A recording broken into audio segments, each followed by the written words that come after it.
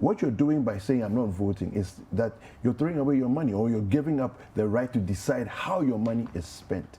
All right. So when you go and put your thumb on that ballot paper, you're saying that I'm part of the people that are making the choice of deciding how my money will be spent.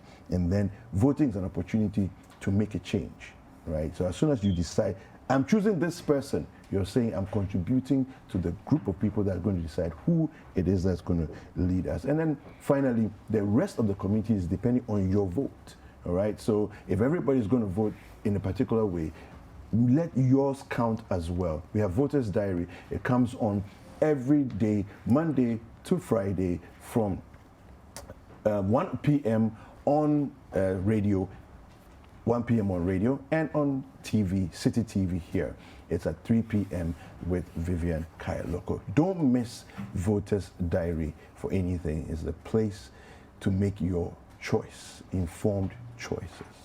Yeah. Yes, now it's time to find out what's happening across the country. We're going to go to the Ashanti region, Tema, and then the Central region. Let's take a look at News Roundup. Good morning and welcome to the News Roundup from the Greater Tema area. My name is Elvis Washington.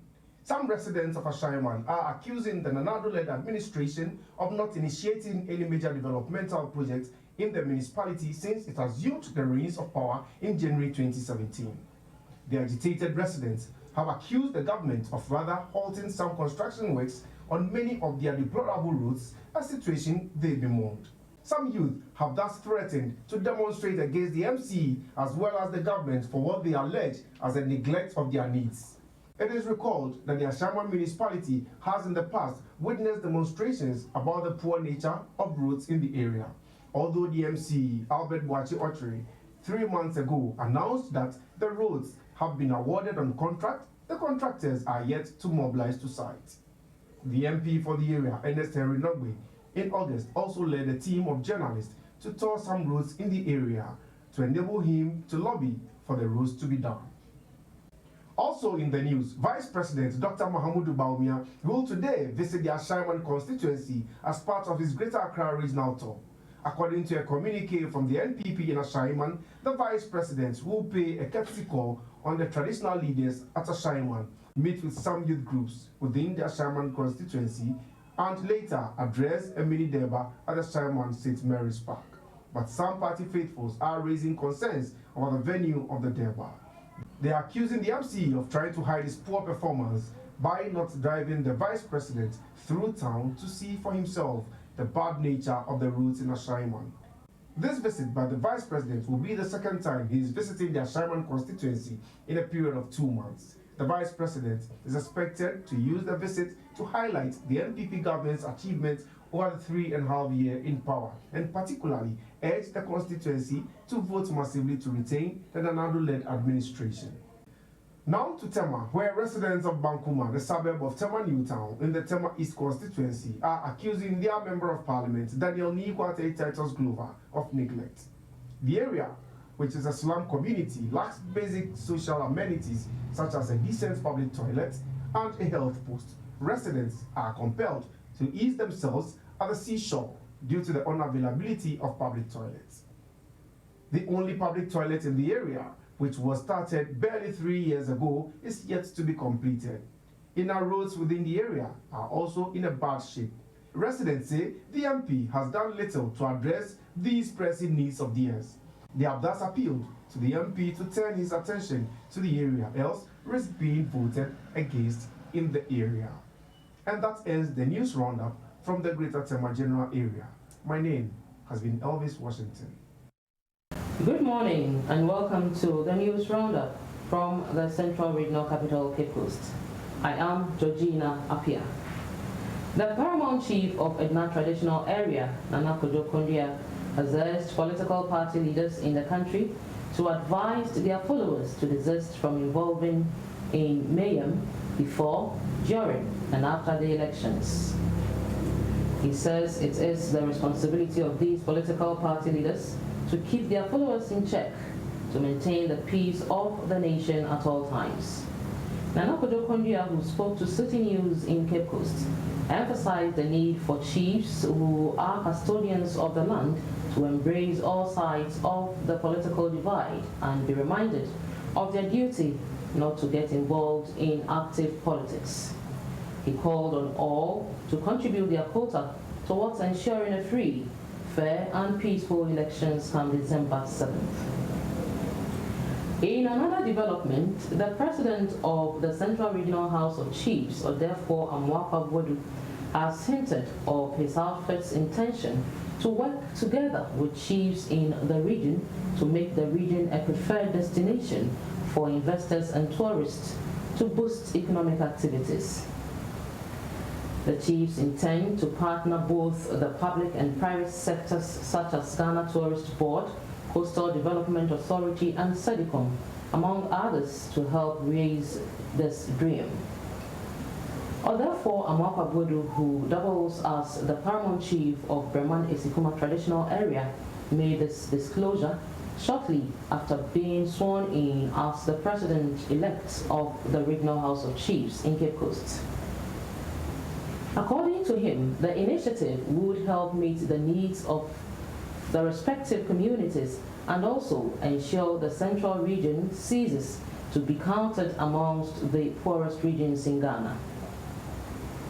The president of the Central Regional House of Chiefs, however, called on the chiefs in the region to avoid litigation at all times and seek peaceful means of resolving conflicts.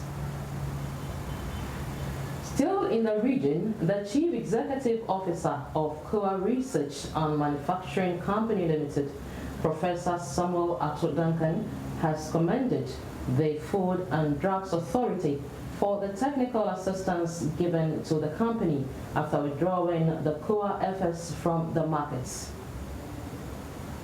He indicated that the withdrawal of the product from the market cost the company close to 1.7 million Ghana cedis, but described the move as a blessing in disguise.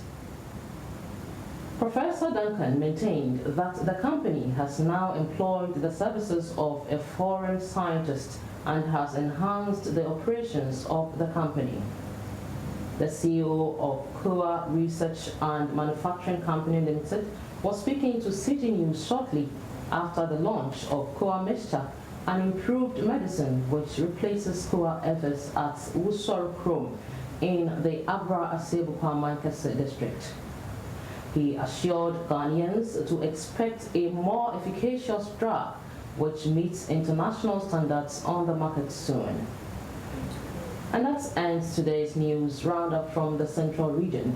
My name is Georgina Apia. Good morning and welcome to News Roundup on City TV. My name is Fatih Amini Ibrahim from the Ashanti region. In this edition, President Akua has cut short for the commencement of the construction of 83.5-kilometer new standard gauge railway line from Kumasi to Obuasi. The line, which will begin from Edu, will pass through Ejoso to Obuasi. Speaking at the sword cutting ceremony, President Akua says the completion of the railway line will enhance operations of industries within the Ashanti region, including the yet-to-be-revived Buankra inland ports. Still on the President's tour of the Ashanti region, President Akua has urged residents of the Ahafo-Ano North constituency to vote massively against a disgruntled MPP member, Kwabena Osei-Bonsu, who is contesting the parliamentary seat as an independent candidate. According to the President, the candidate declined an invitation to the Jubilee House to have his grievances addressed. The President, who was addressing a Durbar of chiefs and people of Tepa in the Ahafo-Ano North district, told the people he cannot work with the parliamentary candidates who disrespect him, hence the call. He called on the constituents to vote for the incumbent Member of Parliament for the area, Suleiman Adamu Sanid. The President's comment comes at a time the national executives of the MPP are engaging persons contesting as independent parliamentary candidates to get them to rescind their decision. The President further said NPP members who have decided to contest as independent parliamentary candidates cannot be said to be loyal party members. The NPP in the Ashanti region recently outdoored its parliamentary candidates and set for itself a target to win all 47 seats in the Ashanti region. Still on the president, he has ended his 3-day tour of the Ashanti region. The president, who began his tour of the region on Monday, inspected ongoing projects and also commissioned others in parts of the region. The president, during the visit, called on indigents of the region to vote for him to enable him to win the December polls. Party supporters and other residents trooped to Durban grounds to catch a glimpse to the president when he visited their area. Moving on, ahead of the 2020 general elections, the Ghana Police Service has reiterated its resolve in ensuring peace at all centers before, during, and after. Speaking at a passing out ceremony for new recruits at the Patasi Police Training School in Kumasi, the Director General in charge of administration of the Ghana Police Service, COP George Ekufudampare, noted that the addition of new recruits will augment the efforts of the police service in ensuring peace within the election period. That's all for today's edition of News Roundup from the Ashanti region. My name is Fatih Ibrahim. Many thanks.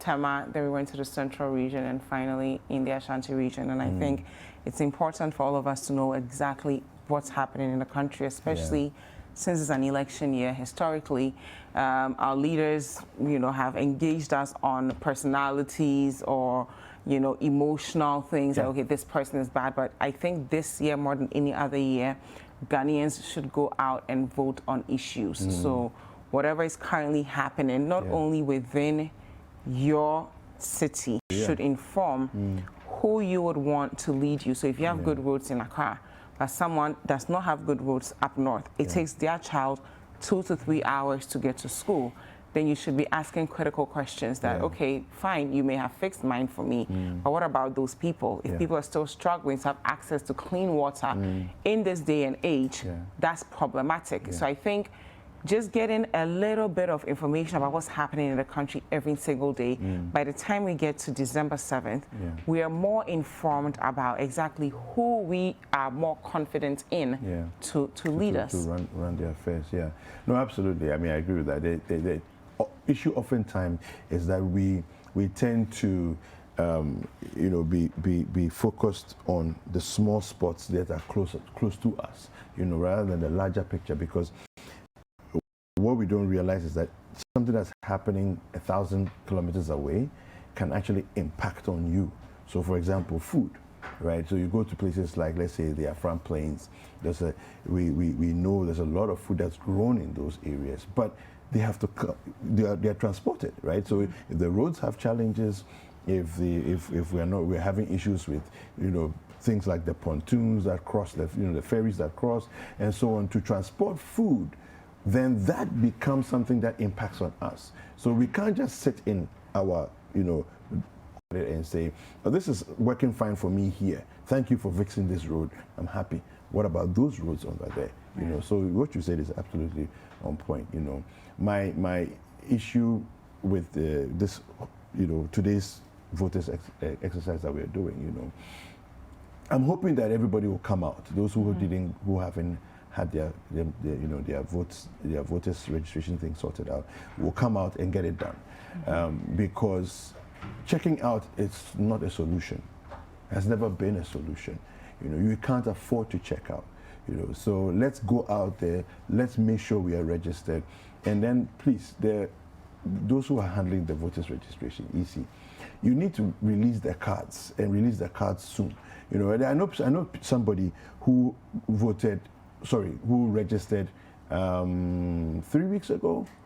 They still haven't received their cards, and I don't understand how, this happens. If it's a system that we are saying that it should work in a certain way, let it work in the same way for everyone, and then if there are glitches, also come out and communicate. Let's know what's going on. I completely agree. Well, we do have a packed show for you guys.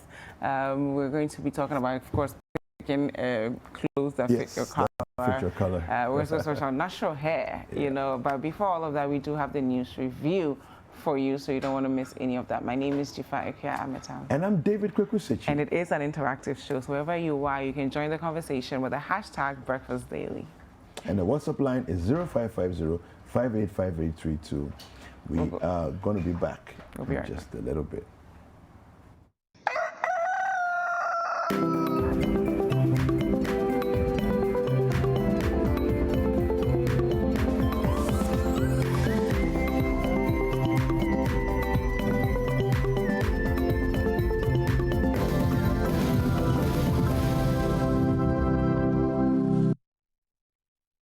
Juice Factory is a 1D1F initiative funded by Ghana Exim Bank. Each juice brand, Equinfi Fruit Juice, is made from fresh pineapple and its quality is impeccable. All raw materials used in its production are purchased here in Ghana. The entire value chain has helped the community prosper by creating jobs for many Ghanaians, from farming, distribution, and retail. Due to its great taste and brand promotion, Equinfi Juice is available in supermarkets and shops all over Ghana. And just like Equinfi Juice Factory, there are other factories set up across the country under the 1D1F initiative in areas such as shea production, poultry, pharmaceuticals, sweet potatoes, avocado, tomatoes, mangoes, and more local businesses which are creating jobs and expected revenue. At Ghana Exim Bank, we call this the Made in Ghana 4P: produce, promote, purchase, and prosper. If as a people we believe in the Ghana beyond aid, then let's prosper as a nation by producing, promoting, and purchasing our own products. Let's support Made in Ghana and let's take Made in Ghana to the world. One district, one factory. Ghana at work. Ghana Exim Bank, facilitating Ghana's international trade.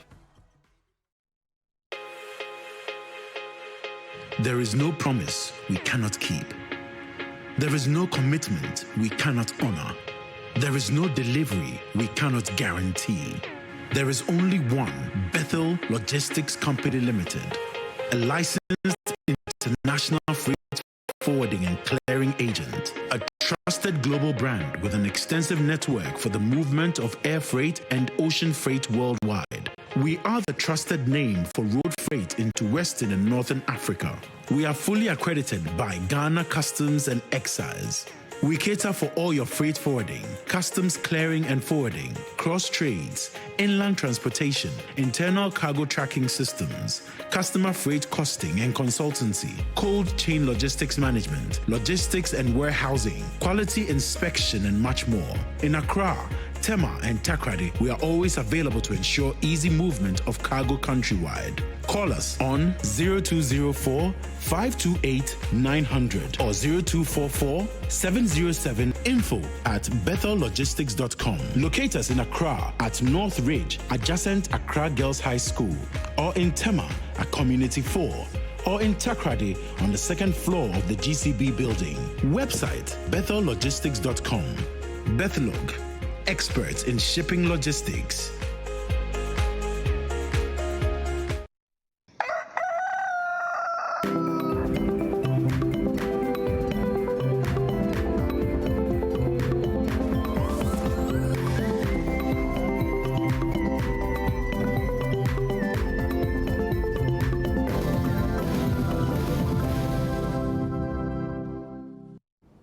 It's a brand new month, 667 days to election 2020, and surprise element. My name is Kwaku. I'm taking the discussion this morning on the news review segment. So we'll begin with what the newspapers this morning are reporting, the big stories on the front pages of the newspapers. We begin with the Daily Graphic, which says 16 billion to accrue annually, benefits of Tree Crop Development Authority. Has a picture of Dr. Akoto, Minister for Food and Agriculture. Cleaner confesses involvement in Professor Bennett's murder. One-day voter registration today. NDC court action unsuccessful. That's on page 16 of the Daily Graphic. To the Ghanaian Times. President inaugurates 60-bed capacity Tepa Hospital. Government secures 92.9 million euros economic support grant from the EU. EC conducts one-day registration exercise today. Activities of Western Togoland Group. Police swoop naps 22 suspects in Ho. And GPHA poised to construct Keta Port. To the Chronicle. Osudoku clans fight paramount chief over land demarcation. Small Arms Commission condemns secessionist group. Murder of Legon law professor. Yes, I killed my boss. Cleaner confesses. And Akua's FS bounces back after FDA clearance. So last paper for the morning. Business Finder. Shortcut for 83.5-kilometer railway from Kumasi to Obuasi as part of the new Western Line. EcoBank iPay enhance digital offerings to small businesses. 92 million grant to ease COVID-19 impact. Story on page 4 of the Finder.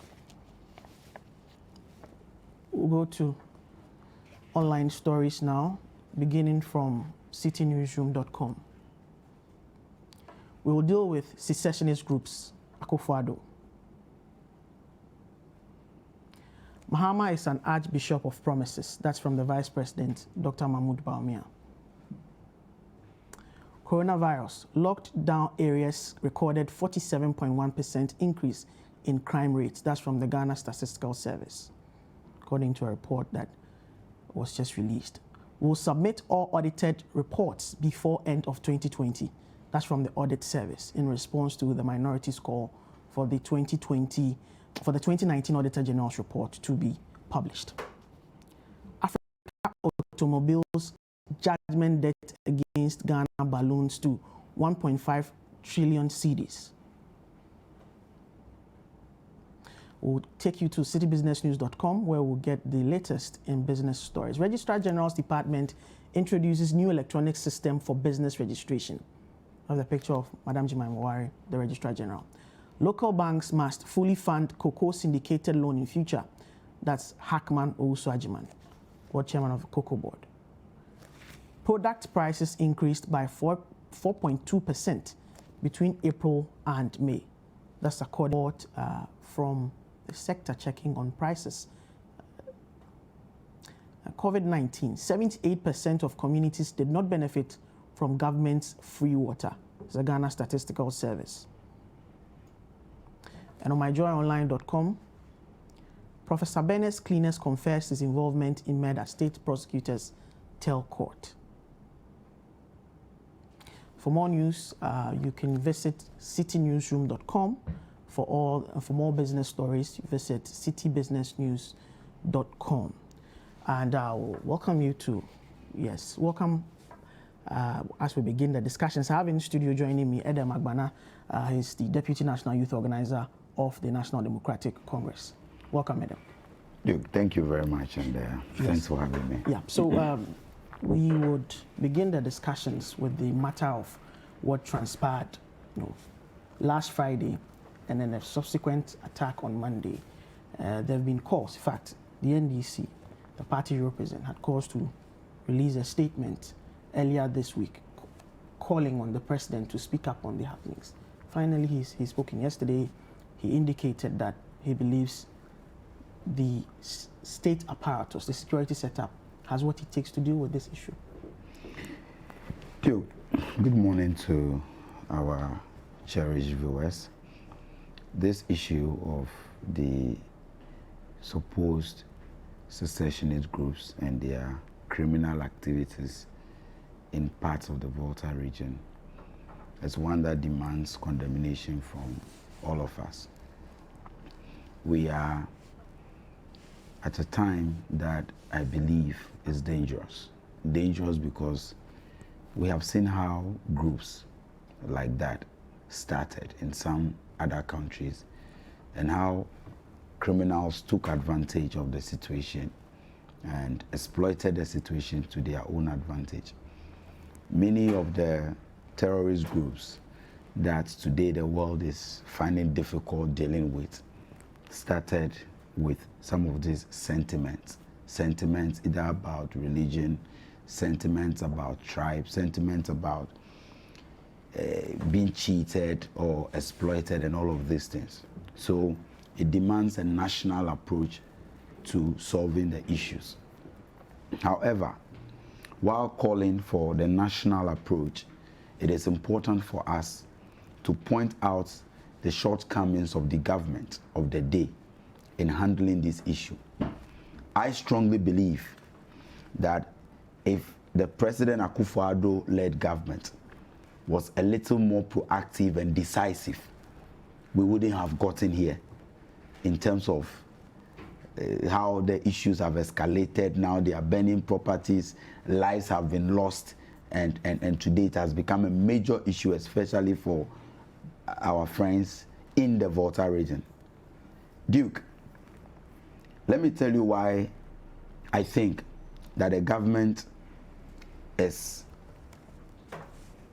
not approaching this issue with the courage that it ought to. One, when they started, let me say that this Homeland Study Group or Study Foundation have been there for a while now. This is not, they didn't come in 2017. They have been there many years ago. In the past, officially from 94, but the activities have not been radicalized up until now. Great. Which brings me to the point about it being a matter of successive governments and not just with regards to the Akufo-Addo administration. So people will talk about how they came up. I mean, in the era of the Akufo administration, they were off up until that time, and then it resurfaces. That's a legitimate question that is being raised by other. So the question is that I'm telling you why I think that if government had acted a bit more proactively in the past, we would have been able to control the situation. And it will not have escalated, or they will not have radicalized their actions to today. One, this group had the courage to go hold a parade in front of the Volta Regional Police Headquarters. They hoisted their flag there in front of the police service. What happened? Why didn't the police pick them up, arrested them, and dealt with them? This same group had the courage to hoist a flag at the Regional Coordinating Council, where the head of the Regional Security Council, the regional minister, resides. What happened to the security on duty? What happened to the men who were supposed to be picking intelligence about the activities of this group? They were left to go. Many times, a number of them were arrested. The state took them to court, and when you follow the trajectory of the cases, the state dropped the cases. What happened?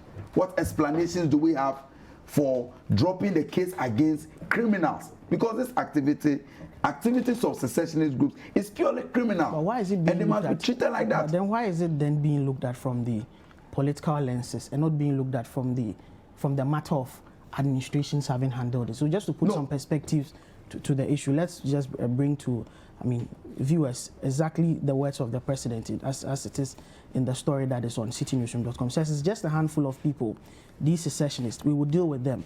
I have no doubt about it, but there is no value for this country if I start making hysterical statements. I trust the security agencies, the armed forces, the police.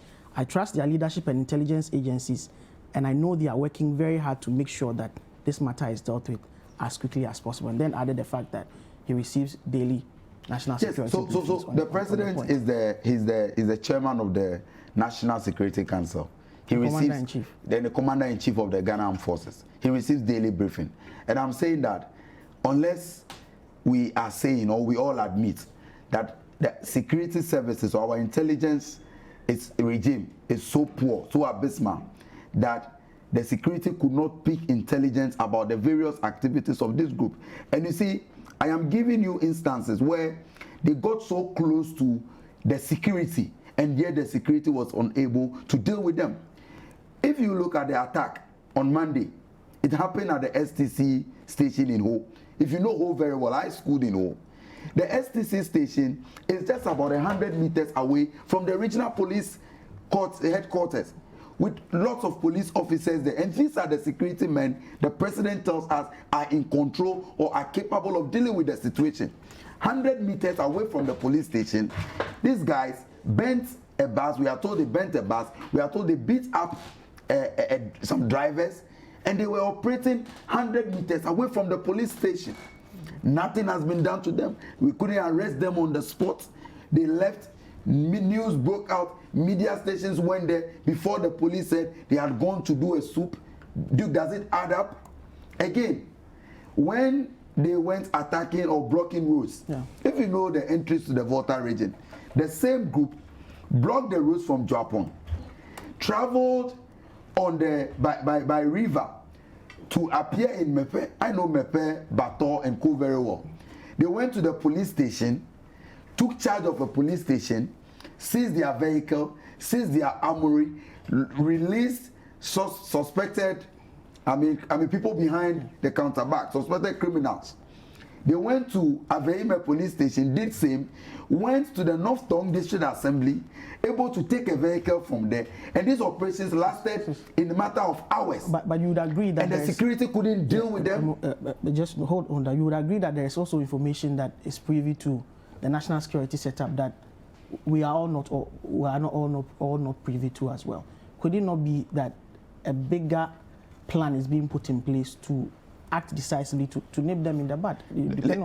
On that, let me just introduce my other guest, Managing Director of the Ghana Publishing Company, David Boatin Asante. Welcome, sir. Thank you. Yeah, Good morning. Yeah, welcome. So we'll wrap up on the point. And okay, so let me, Duke, you are dealing with a national security situation. My point is that how safe are we? If these criminals could do all these activities, block roads, seize vehicles, go to police station, release suspects that are under arrest, and they do all these things within 6 hours, and the security failed to respond. Later they went on a soup to arrest people, and you want us to take them serious? You see, we ought to deal with the matter as it is. We are told. I personally spoke to the regional minister. He is the head of the security in the region. He told me, and he actually said it on radio, that they received information about planned activities to burn down some places and all of that. So if you are to tighten your security and you put the security on red alert, what happened that within 6 hours that this group was operating, people were posting pictures even on social media. You couldn't call for reinforcement, that your police stations were attacked, police officers were stripped naked, and you want us to just accept that this thing happening is a joke. Beyond the words of the president giving us assurance, by the conduct of the security services, I do not have confidence that so far what they have done and how they have dealt with this issue, I do not have confidence that they are able to deal with it. I hope that from today, the security agencies see the activities of this group as a serious threat to our national security and begin to take a more decisive approach to handling this matter before it blows up on our faces. Okay, I'm bringing David here. The argument essentially has been that, a few days ago, the MPP held a press briefing and extended some sort of an branch or calling on all the other political parties to look at this from a certain nationalistic point of view. That's right. But the NDC has released a statement and indicated that this is due to the failure of the president, and this president must speak up on the matter. The NDC still believes that the president has not been decisive on this issue of quelling the threat of secession in the Volta region. What's your take on the matter? Thank you very much, Duke. Let me say good morning to your good self and my colleague and them. Let me also say good morning to the people of Chinos. I am happy I was present at the press conference by the leadership of my party. It was addressed by Mr. John Boadu. In that press conference, John Boadu, the General Secretary of our party, sought to nationalize the issue, which I think is the appropriate way to go. And he called on all political parties to, as a matter of urgency, come together with the NPP for us to take a nationalistic posture to condemn this particular activity. I haven't had the benefit of listening fully to what my brother said, but the concluding bit of it, I would want to take it from there. Duke, we are sitting on a matter that threatens the very peace and security of our nation. Okay. The few times I get the opportunity to comment on this particular matter, what I ask myself is, what are the people looking for? And I have tried the best I can to stay away from the historical antecedent of this particular matter because it is flawed from the historical perspective. There are new perspectives coming up. People say even going to the point of making the argument that the Ghana as a legal entity does not even exist because it was not ratified by the UN resolution. Sometimes you can't even take the historical argument. That's a flawed argument. I mean, as long as there was a referendum, there was a plebiscite, and then all these cases were lost, and then the Western Togoland could not succeed way from 1956, you can't resurrect history and alter its components. Okay. So let's speak to specifics. When you go to Nigeria in Borno State, in the city of Maiduguri, where Boko Haram resides and where their leader, Mohammed Yusuf, started the movement Boko Haram has destroyed properties and lives in Maiduguri in Borno State more than they have done in any part of Nigeria. The records are there. So this brings me to the point where I salute the Volta regional chiefs, the leadership of the people of Volta region. I salute the position they have taken, condemning the act of the men and women, the secessionists. Some have named them terrorists. I am excited waking up this morning, and of course, even yesterday, listening to the president making a bold and decisive statement. Listen, the matter over there is not something we need to politicize. But the others, the point has been made that it looks like the activities of these groups are ahead of our national security apparatus. Now listen, Duke. Two successive attacks in a matter of days. Duke, in 1995, when Timothy McVeigh put a bomb on him and blasted Oklahoma City and 168 people died, it took close to 10 years before another awful incident did strike the America, 9/11. Yeah.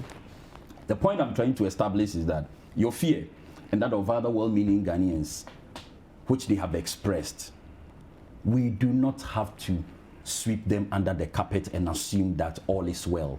Incrementally, the activities of these men and women keep rising. That is what I'm talking about, the example I cited in America. All-knowing, sophisticated America could not preempt 9/11 attack. From Oklahoma bombing days in 1995, the next one was 9/11, 10 years beyond.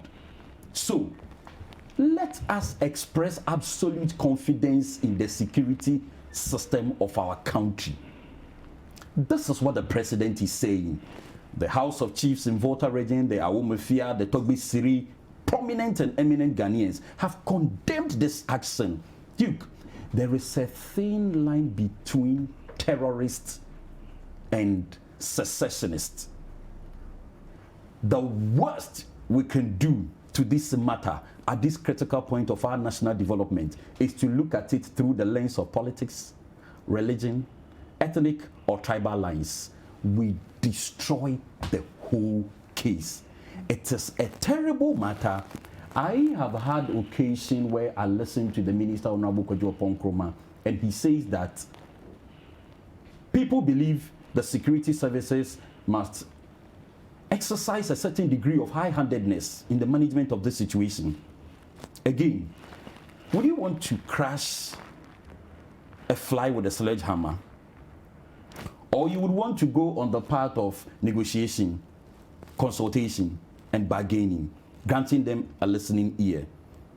The opposition would want to whip up political sentiment and ask questions as to whether or not the security services have been on top of their job.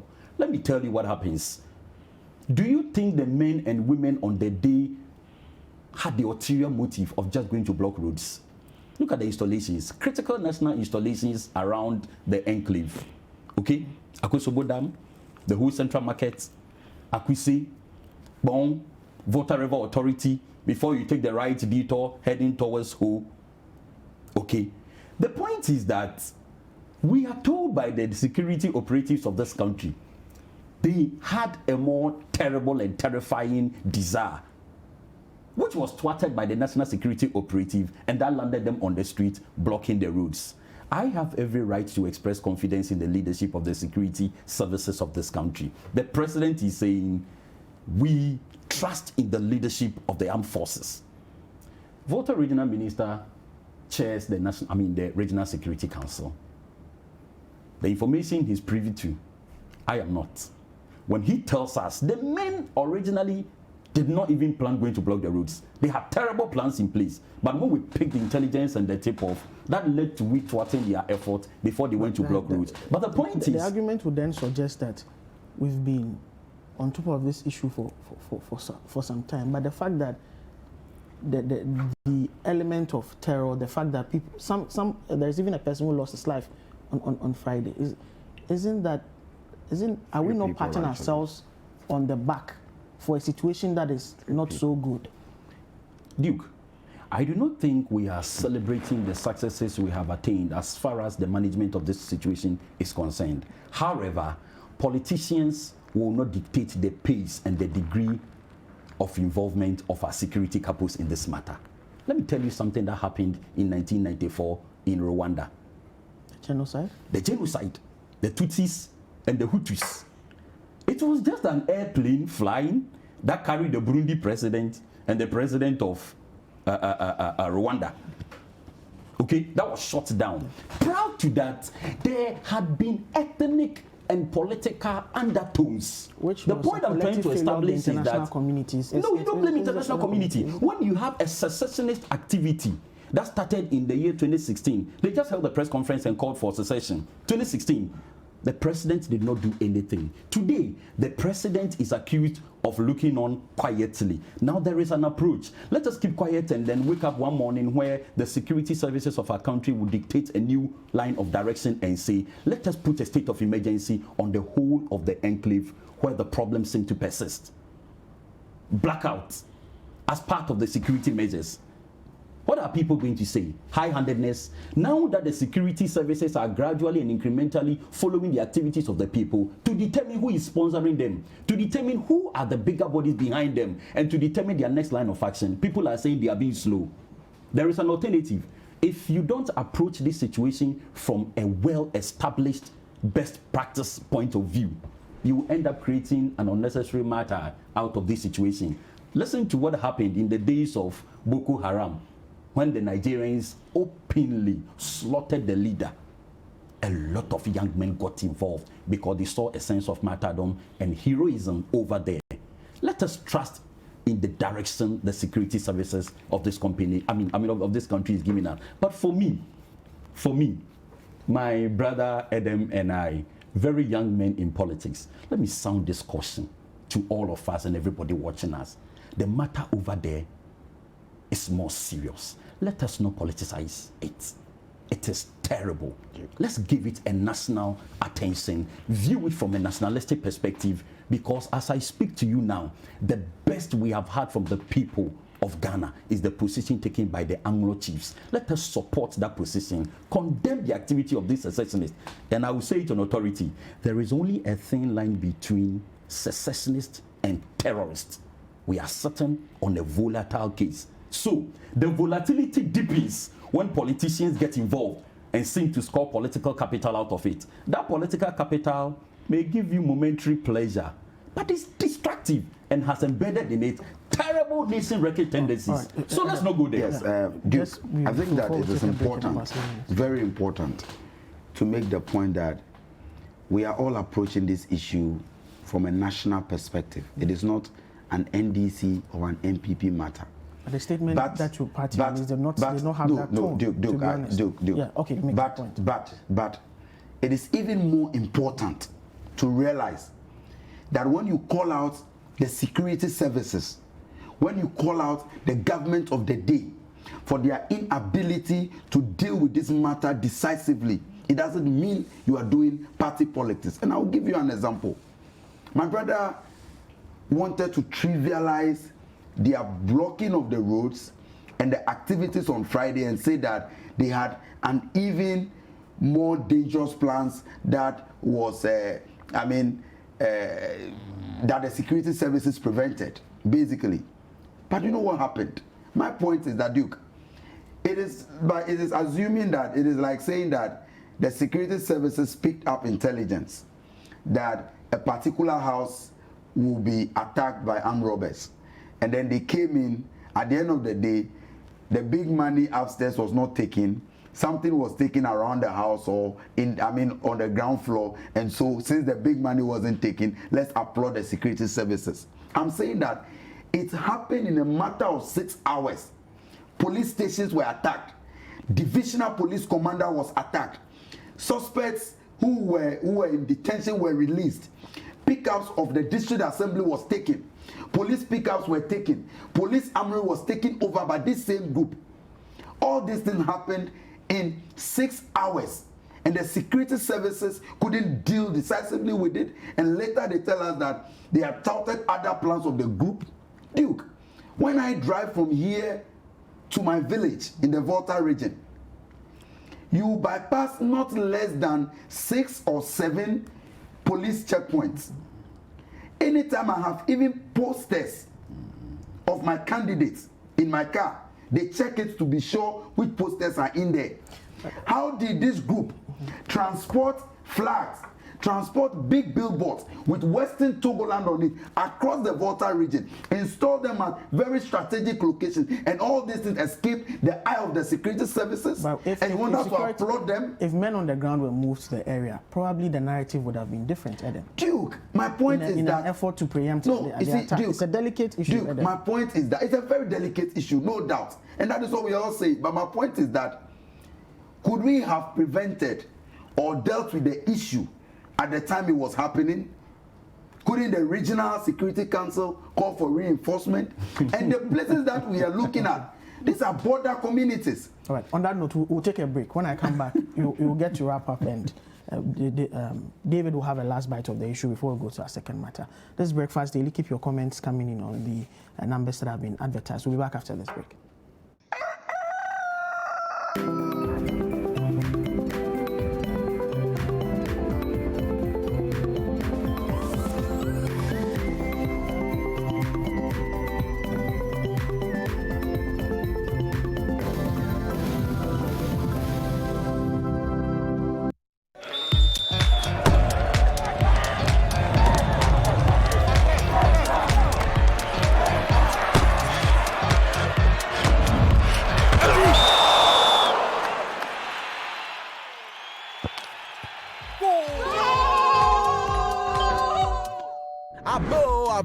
Play the golden goal on Bet Planet today with just 20 Ghana cedis. You could win a Mercedes and 100,000 Ghana cedi worth of prizes. This advert has been vetted and approved by the Gaming Commission of Ghana. Bet responsibly, not for persons below the age of 18.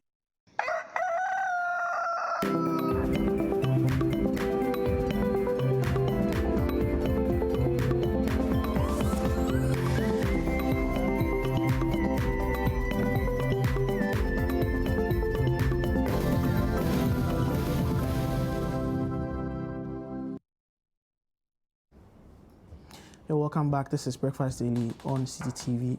I have in studio Edem Agbana, Deputy National Youth Organizer of the NDC, and David Asante-Boateng, member of the NPP and MD of the Ghana Publishing Company. So before we went on a break, Edem, you were making the point. So just a minute to wrap up the point. So David, Duke, the point is that we are even being told now that a group that started as Western Homeland Group Study Foundation, they used to release press statements about the historical antecedents and why they want to succeed. Today, we are told the groups are 5. I've seen different flags. I've seen about 3 different flags. And I'm told other groups are all emerging. We need to deal decisively with this matter. My position remains that our national security should have done better, should have been more proactive in dealing with this issue. Okay. We wouldn't have gotten here if they were on top of their job. They should admit failure on their part and begin to reorient themselves towards addressing this issue. Because you know what this has done to the confidence of the people of the Volta region, especially the areas that were attacked.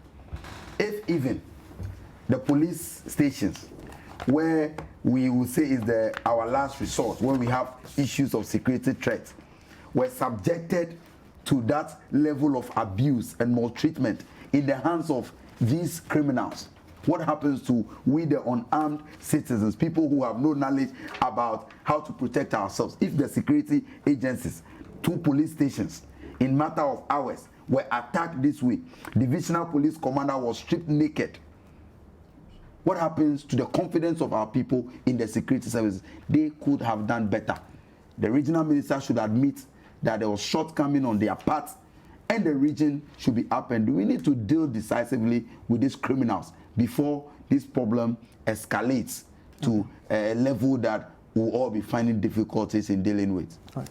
David. Yes, Duke. Final bite on this issue. Yes, thank you very much. We know on authority the first time we had this Western Togoland matter coming up was, I think, in the days of President Kwaku. It would be very unfair for me to sit here and politicize the matter and say they have been activated only when MPP is in power. Because the first time Rawlings, His Excellency, and Flight Lieutenant J.J. Rawlings governed this country for 19 years, there was no call for secession by this group. President Mahama governed this country successfully. Professor Atamils of blessed memory governed this country successfully. We didn't have secessionist activities. My brother is calling them criminals. Yes, other jurisdiction, you can't point an AK-47 at a police officer, run away with their 10 rifles. That's a criminal activity. So I agree with him on that score. But the question is, will it be fair for me to sit and say, how come whenever MPP is in power, these secessionists get so radicalized? Then you are diving and delving into the political realms. And that is what I'm saying. It's unhealthy for this discussion. My brother sits here and he has brilliant position on how the security couples in this country should manage this situation. Wonderful expositions. In 2016, they held a press conference and attempted a discussion to succeed. President Mahama was president. Did he crush them? The high-handedness he is prescribing now, the leadership he expects. When he says leadership, he means high-handedness, flying helicopters and then showing force. That will amount to you politicizing the issue. Listen, the same matter that you're accusing him. Duke, sometimes disproportionate force, even to dispel crowd, in itself is problematic. Do you understand? Yeah. In the management and in the handling of this situation, there is a human right component to it. And you must be careful the kind of force you use to crush and combat these secessionists. And that is why I am saying the president, who is the commander-in-chief of the armed forces of this country, has spoken for the first time decisively on this matter. It started locally in the community. Anglo chiefs, they have come out to say, we don't support it. And they want their people, don't join them. Bold and decisive leadership by the people of Anglo tradition. Wonderful, we applaud them and we support that cause. Then it shifted from there to you and I, nationalists. We have also condemned the activity. Now the number one, the president, who is the commander-in-chief of the armed forces, in whose bosom the national security resides, is saying, I have confidence absolutely in the leadership the security is giving in this matter. So be rest assured. Now the politicians are saying the security men are weak. I do not think this is how we want to discuss this matter. Like I have said, Duke, pushing this matter into the political enclave will give us a momentary pleasure, but it is volatile. Okay. Adam, let's not go there. All right, let me take some messages here and we'll move to the second issue up for discussion. Collins from Sabuba says, let's look beyond politics and treat this issue with care. The incident is affecting our people, and I think we should be doing, what we should be doing now is finding remedy to curb this delicate issue, and condemn the act for once. In fact, this would not change anyone's mind when he or she has already taken a stand or position to vote for any of these political parties. Bright from Dansuan says, I don't trust what the president is saying. This is just another issue. We were in this country when the president concerned to promote peace and stability in our countries, where people in the voter region are left behind, and even some people lost their lives. That's Bright from Dansuman. Okay, good morning to you and your panelists. Tell Adam and the NDC to stop the propaganda. Well, that's what you think, Brightform. That's well, that's I mean that's your that's your opinion on the matter. We'll move to the second issue up for discussion now, which has got to do with the Electoral Commission. Yes, so the Electoral Commission to proceed with a one-day registration exercise despite NDC's lawsuit. Now, take the story from citynewsroom.com. Barring any last-minute hitches, the Electoral Commission will organize its one-day voter registration exercise on October 1st, that's today, despite a lawsuit filed by the opposition National Democratic Congress against the exercise. A statement from the EC stated that, as previously advertised, the Electoral Commission will undertake a one-day voters registration exercise on Thursday in all its district offices across the country.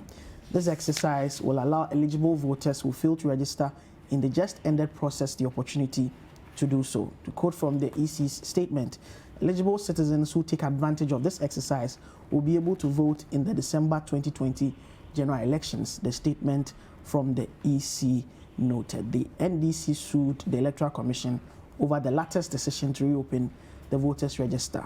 The party said it took the decision because the Commission has not published in the Gazette the 21 days notice of the planned exercise in accordance with the law governing elections in Ghana. Adam, I'll take your thoughts on this issue. Well, Duke, today is 1st October. Yeah. And after we got the judgment in court yesterday, we have been encouraging our members and everybody who could not register to go ahead and take part in the registration. When you have a matter and you decide to go to court, we all know that the law lies in the bosom of the judges, and they have expressed, or the court has given a verdict. The EC is going ahead to, they are proceeding with the registration, and so we are encouraging people. But generally, I must say that the NDC as a political party, as a key stakeholder in the elections, is not pleased with the approach of the Electoral Commission towards this election. We have on many occasions given or cited examples of the EC breaching the laws, the very fundamental laws that guide the election. Very basic. For example, Duke, in our laws, before the Electoral Commission exhibits the register, the Electoral Commission ought to have given copies of the register to the political parties ahead of the exhibition. As we speak, we ended the exhibition exercise and the political parties were not given, the NDC was not given, I don't know if the MPP or any of the other parties got it. Really? But the NDC was not given a copy of the register. So clearly we have a case to take the EC on. Beyond that, if you look at the provisions in terms of the timelines, we are supposed to file by the 5th of October. That's next week. Which is next week. It is the final register that you use in filing, because Duke, if I register until the final register is validated, you cannot actually deem your registration as valid. That is the case, you know that. So imagine that President Mahama brings his forms for me as a Ghanaian to sign, to fill for him or endorse his candidature. Then after we are done compiling all the endorsements, then you go on what basis, on which register are we even doing? Because let me give you an example of what happened in Ashaiman. When we started the exhibition exercise, and some persons went to the center to check their name and realized that their names was not in the register, and we raised alarm. Then we checked from all our agents and realized that 21,000 names were missing in Ashaiman alone. The following morning, EC brought a new register, which but the essence of the exhibition is to correct these anomalies. No, you see, Duke, there's a difference between a deliberate attempt to rig a deliberate attempt to suppress votes. It's a serious accusation. And anomalies. Yes, I have repeated this on every platform. And I will tell you why. The EC has a sinister motive to rig this. Duke, it is simple mathematics. Let's do it. If we do a registration at City FM, and at the end of the day, we had 150 people on the register from City FM, and I'm bringing the register for exhibition, for you to check if there are anomalies. And I'm bringing a register and it has only 20 names. The person bringing the register, which is the EC, would the EC be alarmed? They didn't know the figures from each constituency. When we talk about anomalies, we are looking at things like, Duke, you write your name. Maybe as you presented your document and the registration official was entering, maybe in the spelling of your Duke, they may have spelled wrongly, or instead of male, they've made it female. Those are the anomalies that are normal or that are usual that we must be checking out. But not as much as 21,000 names in a particular constituency missing. That cannot be described as a mere anomaly. Secondly, you go to constituencies where in a particular registration center, you sent your officials there. They registered people, 697 people. Then exhibition, you still send your officials there to sit there. Nobody has a name on the register. How is that even possible? How does that even make sense? And you want us to describe or accept it as a mere anomaly? It's a direct attack on the arbiter who's supposed to be in the middle and officiate this year's elections. Does that not bring into question the credibility of the electoral commission? That's supposed to do that, which is wrong. As for the credibility, for a political party as for the credibility of the Jane Mensah-led EC, it is not the NDC that is even going to challenge. Ghanaians know how badly they have performed. No, even then, on your station here, City FM, one of the arbiters, the Deputy Electoral Commissioner, Dr. Bosman Asari, sat on City FM and described the NDC as a threat to democracy. Is that what a responsible statement should be coming from the arbiter? So as for the credibility of the Jane Mensah has already been. How has that been dealt with? You have expressed your reservations. The NDC is a key stakeholder in the elections. We are pointing out and we keep exposing the Electoral Commission or their deliberate attempts. For example, during the registration, simple mathematics, when they were releasing the figures, daily figures, you have daily printouts. You have agents in the stations, at every station. How possible? You inflate the figures from the Ashanti region. The NDC exposes you, you come and say, oh, it was a mere mistake. And the mistakes are becoming too many. It appears, obviously, that the way they keep admitting this was just a mistake. Every day is a mistake. Every day is an anomaly. The electoral commissioners themselves, by their appointment, is a mistake because they are not performing. We have 67 days to election. That is a serious allegation. It is not a serious allegation. It is not an allegation. I'm pointing out. I'm not just saying it. I'm pointing out the abysmal performance of the Jane Mensah-led administration. This is not how we conduct elections. This is not what got Ghana's Electoral Commission to be accepted and revered globally as one of the best elections organizing bodies in the world. This is not what got them there. Is this not part of I am telling you, the shifting positions political parties? Shifting what positions? Duke, is it not in the law? And let David answer. Yes, Duke, is it not in the law that you must serve copies of the register to the various political parties before exhibition? Yes. Is it not in the law? Yeah, it is. So if they haven't done that, you want us to applaud them? Or you want us to babysit them and say that, oh, Jane Mensah, you must do it? They are not doing it because there is a deliberate agenda. And we ought to be pointing out the failure of the Electoral Commission. But we are telling them that the will of the people is always, always, always bigger, stronger than any force. We will make sure that we will continue exposing them. We will make sure that we will continue checkmating them and ensure that they do the right thing, whether they like it or not. The will of the Ghanaian people, which predominantly is that John Mahama must win the elections, will be respected in December. That's the point he's making about the EC trying to tamper with the will of the people. And this is a part that we've worked on before. Let my vote count alliance with Charlotte to say. So I think these are issues that you are fairly abreast with in terms of the processes. The Electoral Commission says they are going ahead to conduct despite all of the issues raised by the NDC and the injunction. How do you respond to the concerns that have been raised? Thank you very much. Adam has a difficult task. It's very simple. The Electoral Commission is an institution. I am on record as being one of the fierce critiques of the works of the Electoral Commission. Recently, the Let My Vote Count Alliance released a press statement, and in the press statement, we use the expression, the Electoral Commission must set up and correct the anomalies in the voters' register. Duke, principle is important in politics. And I have maintained what was wrong yesterday cannot be glorified today.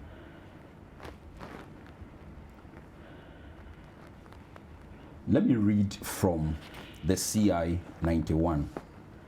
I'm reading from Regulation 21+1. It says, the Commission, I'm reading from 22, that's the compilation of provisional register of voters, CI 91. The Commission shall, not later than 3 months from the end of the registration period, compile a provisional register of voters in the country, stating the name, age, sex, residential address, and showing the photograph of each person whose application for registration was accepted at the registration center. Then let me come to Regulation 23 of CI 91. This is what it says. 1.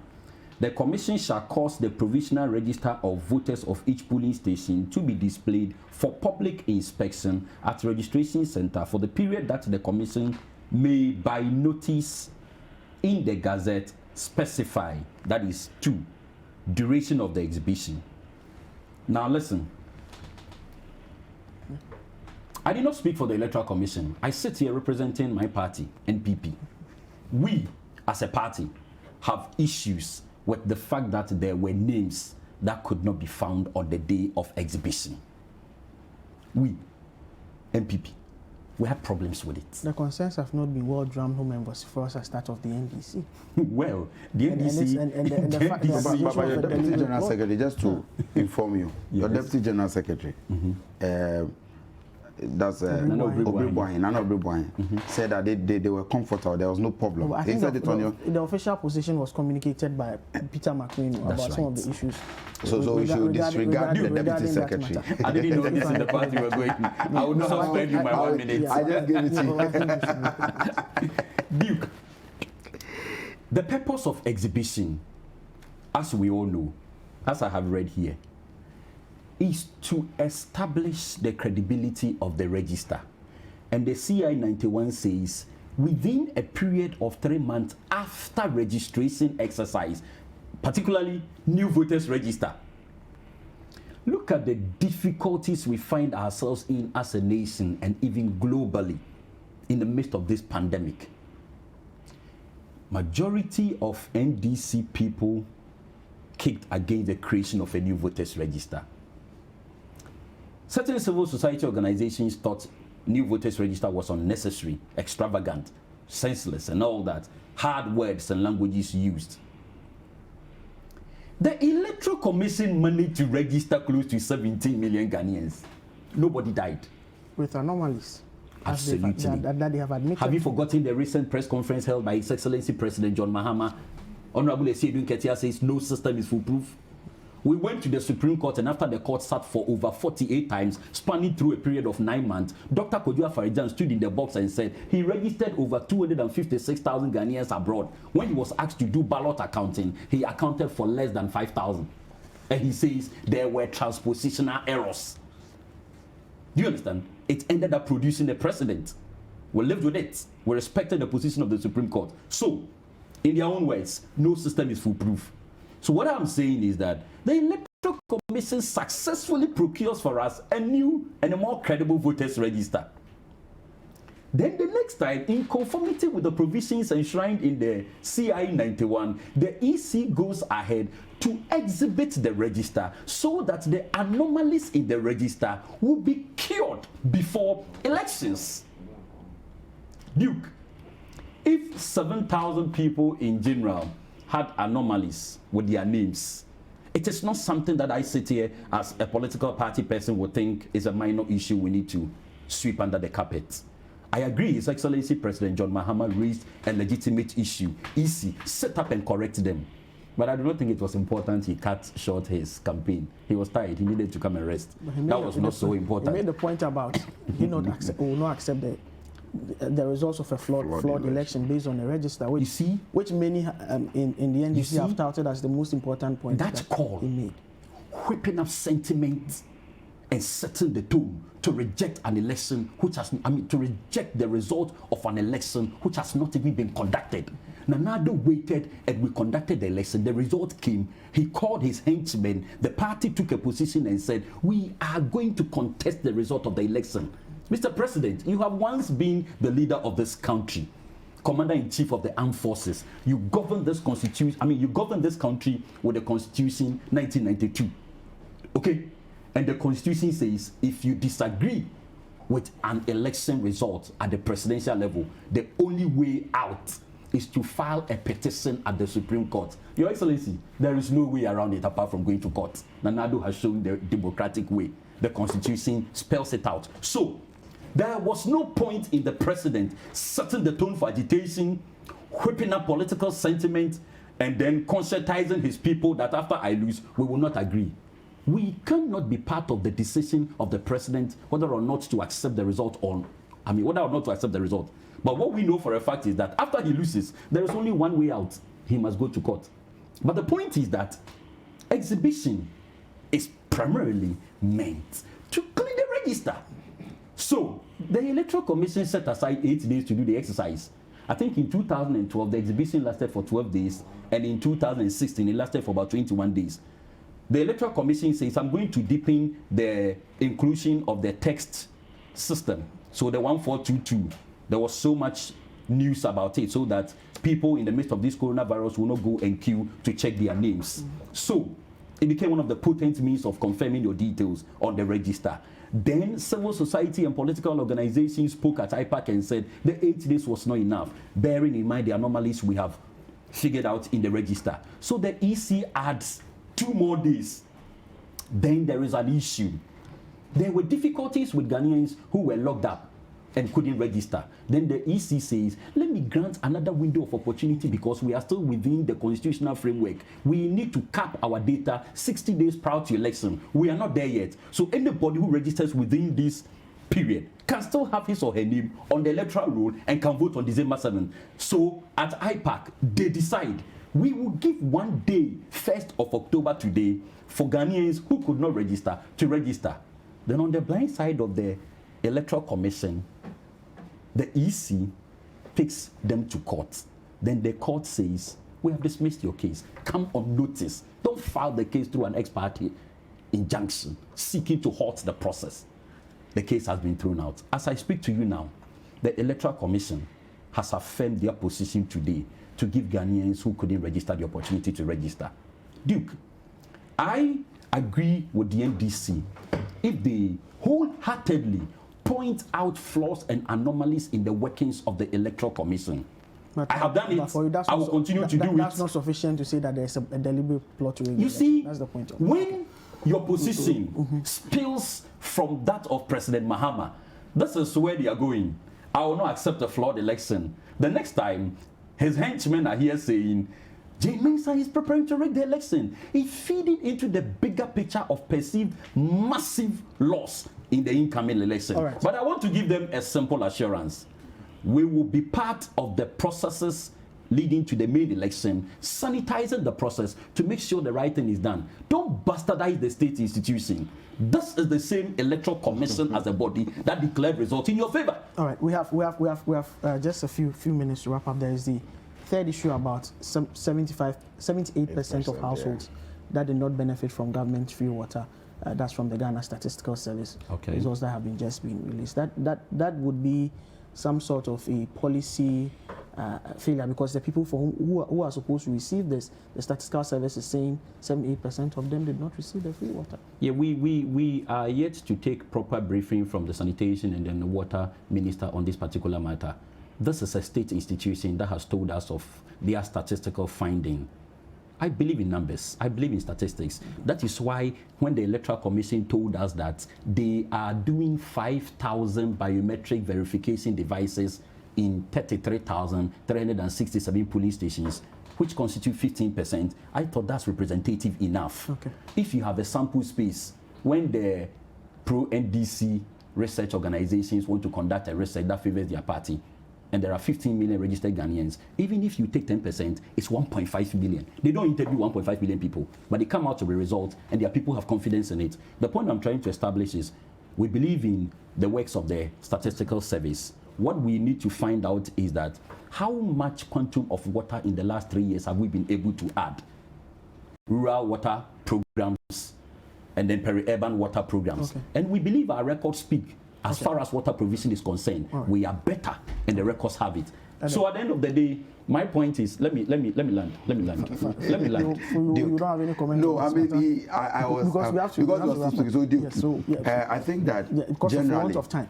Generally, I'm excited that the Statistical Service has released this data, because you very often have government policies not going through this kind of statistical fact-checking. And so it is easy for the president or the ministers to come and announce that we have provided free water for everybody. But meanwhile, the real impact, those who are supposed to be receiving are not receiving. There is a general problem, Duke, with our pro-poor policies not reaching the people that it is intended for. That is because, one, we lack proper data system. And so when the government announced free water, and the president says that households that does not have pipe would have supply of water, you recall. So it is a failure of the president. It means that he promised he couldn't do, because he said that he knows that there are some households that do not have water. But in this is free water policy. If you listen to the address, he actually said they will pay some tanker drivers so suppliers, so that they supply water. So the president said it, but he didn't do it. I'm sure there's an issue that that would no, but you will confirm he said that. Yes, of course. He said it, but he didn't do it. So it means that he failed the 78% that we are talking about. It's something that is there for political parties to analyze, and for you to also share your opinions on that. That's how we wrap up the news review. What the papers are saying tonight is at 9 p.m. as well. We have other segments coming up on Breakfast Daily. My colleagues Dziffa, Akua, Ametam, and David Kwaku Sakyi will take over from here. We'll take a break here now.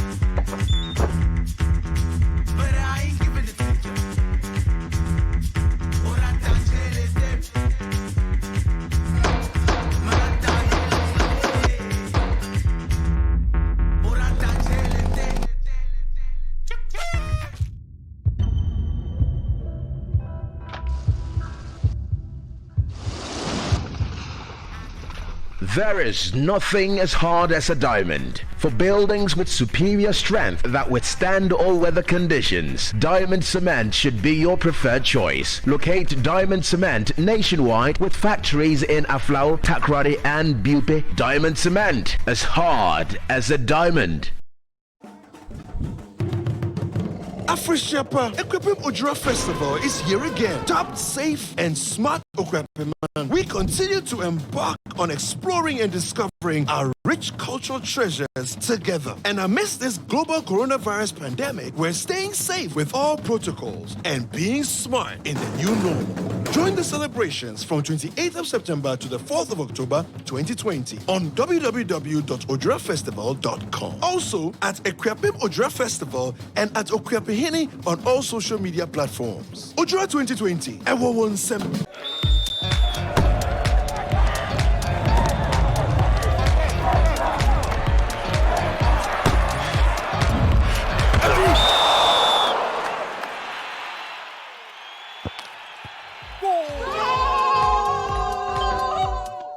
Abo, Abba. Play the golden goal on Bet Planet today with just 20 Ghana cedis. You could win a Mercedes and 100,000 Ghana cedi worth of prizes. This advert has been vetted and approved by the Gaming Commission of Ghana. Bet responsibly, not for persons below the age of 18.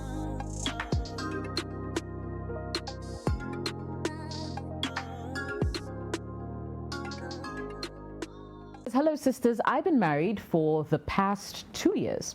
My husband gave me the beating of my life recently, and the reason was that I don't accord him the respect after all the hard work and sacrifices he has made to take care of me and my family. I got injured as a result of the severe beating and I received and needed treatment, she says. Okay. Now it says, I had no money, and the only way was to get drugs from my ex-boyfriend, who's a nurse in my husband's community. He is married, and I'm aware that I am married as well. I met this guy for the drugs, and my husband pounced on him and started abusing him. He claims my ex is planning to take me away from him. As if that was not enough, my husband went to the police station to report him and also went to my family with the same claims. The matter has been settled now, and my ex has been freed, but I'm confused about how to proceed. Do I have a future with this man? More so, I'm 5 months pregnant. She said she didn't have any money, right? Why didn't she ask her husband? Once he's beating you like this severely when you're pregnant, trust me, it won't be the last time. Yep. And it has nothing to do with you. Sometimes it's always better to start again, and you're happy and you're healthy. Sisters proudly brought to you by Vodafone Ghana. The future is exciting. Ready?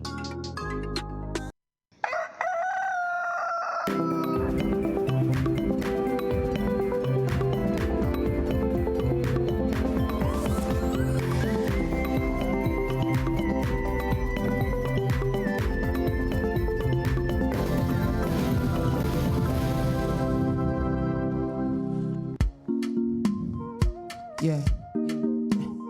Show them. It's not key. Baba so me moon a fade at and for ye me. As you know, be my strength to him send me over your account way. Yes, if I'm so when I have mama embrace. One by me, whoa, you know say my success don't delay. Me say man auntie to your mama. That ben I me do. Baba when my uncle come oh. Me say man auntie to your mama. That ben I me do. Baba when my uncle come oh. Baba your boy they cry. Oh Baba your boy they cry. Hey yeah. Baba your boy they cry. Baba, your boy they cry, your boy they cry. Baba, your boy they cry. Oh, Baba, your boy they cry. Yeah, yeah. Baba, your boy they cry. Oh, Baba, your boy they cry. Your boy they cry. I know say you give me the talent, you give me overload. I feel me come Baba whenever swam me a J. Nothing they happen for street for the boys and this thing no be joke. I say nothing they go, me say nothing they go, oh yeah. Favor your boy, Baba favor your boy, yeah. Baba shower your blessings, yeah. Favor your boy, Baba favor your boy, yeah. Baba shower your blessings, yeah. Me say man auntie to your mama. That better me do. Baba when man go come on, Baba your boy they cry. Oh Baba your boy they cry. Hey yeah. Baba your boy they cry. Oh Baba your boy they cry. Your boy they cry. I know say nothing they happen for street. They get to no be evil, it be hit. Chale talent no dozen, but send your boys go penetrate, even them will not be cheap. Underground level, it no be easy. On hate say ya down for pani empty city. I know the feeling, always they imagine that when you before we really take a tour around the city, every morning be the same story. It's just a different day every time with the chase glory. I told there be no motivation, so it's just boring. Open your coupon now and make you no stop calling. This be a little inspiration to my ghetto youth, and then to my go now shower, chin up to suit. Meaning say it be pressure and my boys in the bottom money could but we are seeing my way. Baba, boy, they cry. Oh, Baba, boy, they cry. Hey, yeah. Baba, boy, they cry. Oh, Baba, boy, they cry. Your boy, they cry. Shoot them. Eh? Yeah. It's funky. Yeah. Yeah.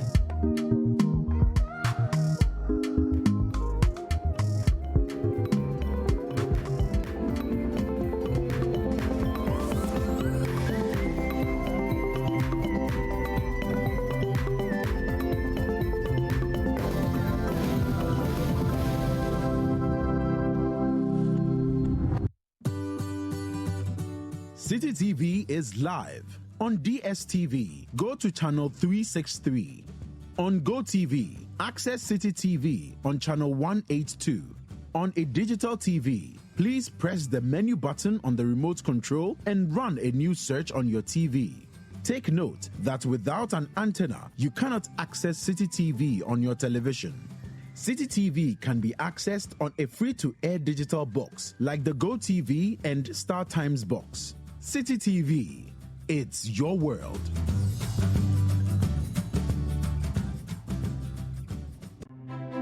Imagine if you can get all the understanding on some of the difficult subjects you struggle with in school. As a student, do you feel dissatisfied with how hard it is to figure out the subjects you're learning? Or as a parent or guardian, do you worry that your child is struggling to understand some of the subjects in school? Well, now you don't need to sign up for extra lessons or tutors. Simply tune in to Class Act, Mondays to Thursdays at 5:30 p.m. on City TV. Class Act is a show that seeks to enable senior high school students gain a much better understanding of what they learn in school.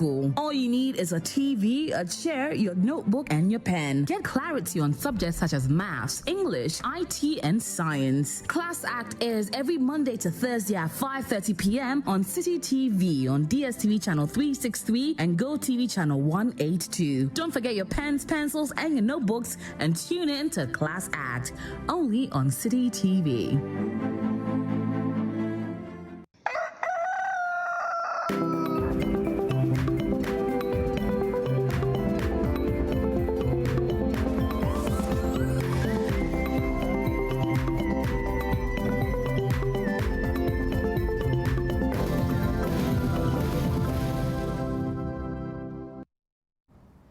All right, welcome back. It's time for us to have a conversation on this DIY segment. And this morning, we're going to be talking about how to choose colors that match your skin. Now, this conversation, as I said earlier, for those of you who started with us, is a very fascinating one for me because I'm not sure. You know, I like going to my wardrobe, just pick something and just throw it on. And for me, it works. So good morning to you, Augustina Avonzege. How are you doing? I'm fine, thank you. Fantastic. It's good to have you here. It's good to be here. Now, this whole thing about choosing colors, how do you even start the process? So there are so many things that influence choice of color in terms of clothing when you're leaving your homes. And it could be your mood.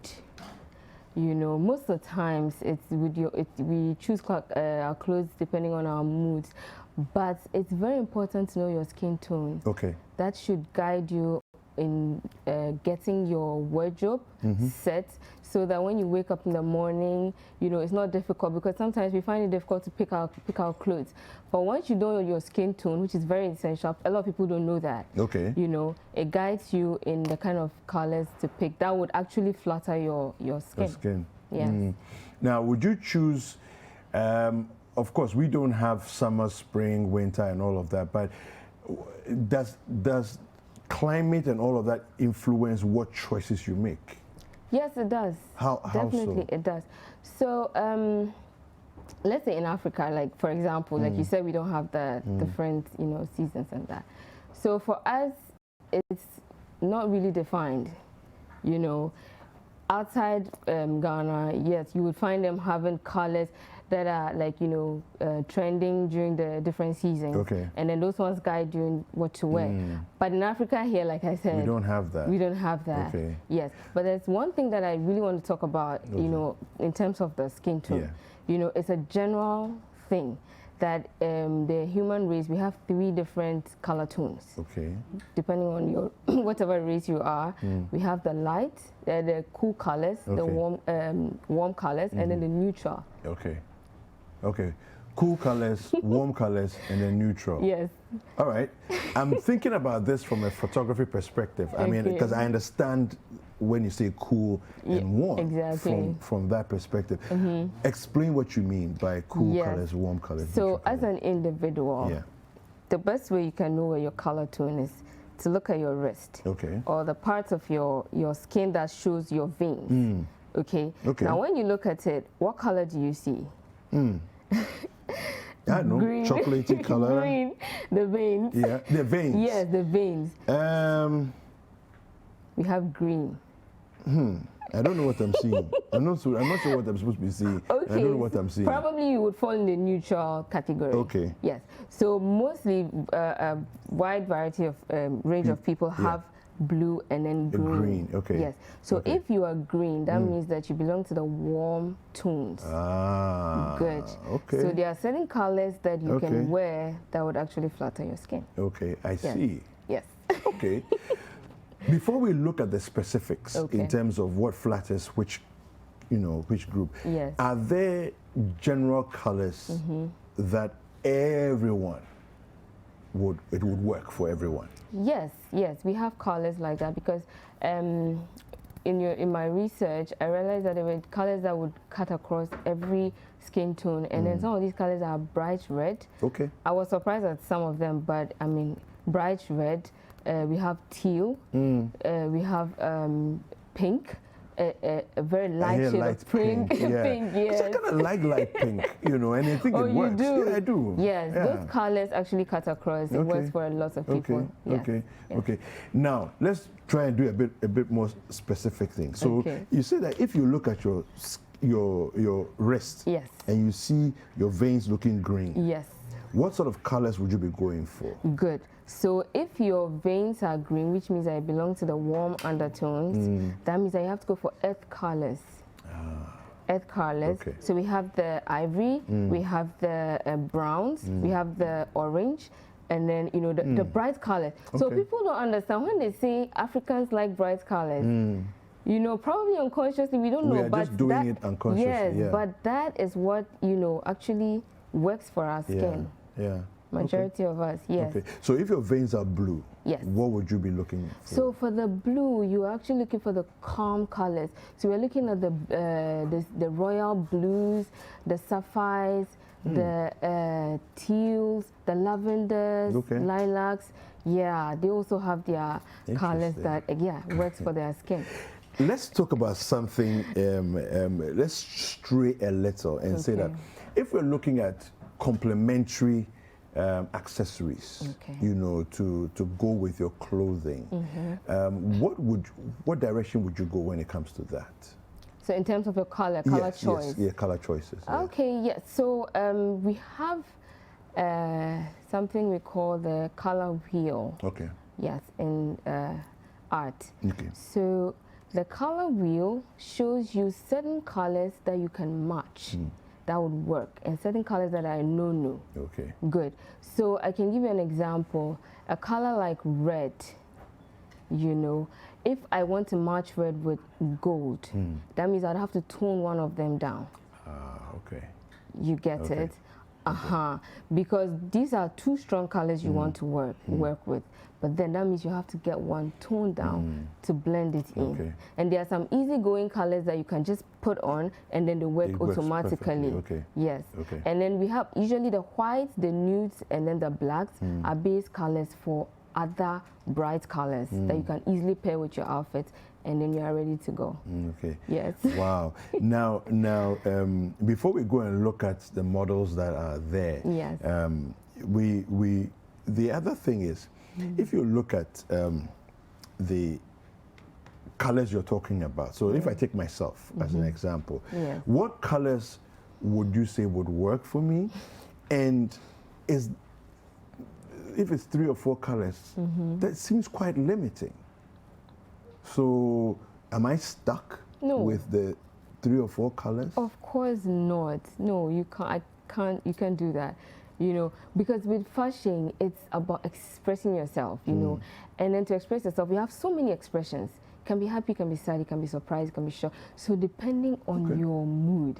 So for you, I would actually advise you do like the light blue you're wearing right now.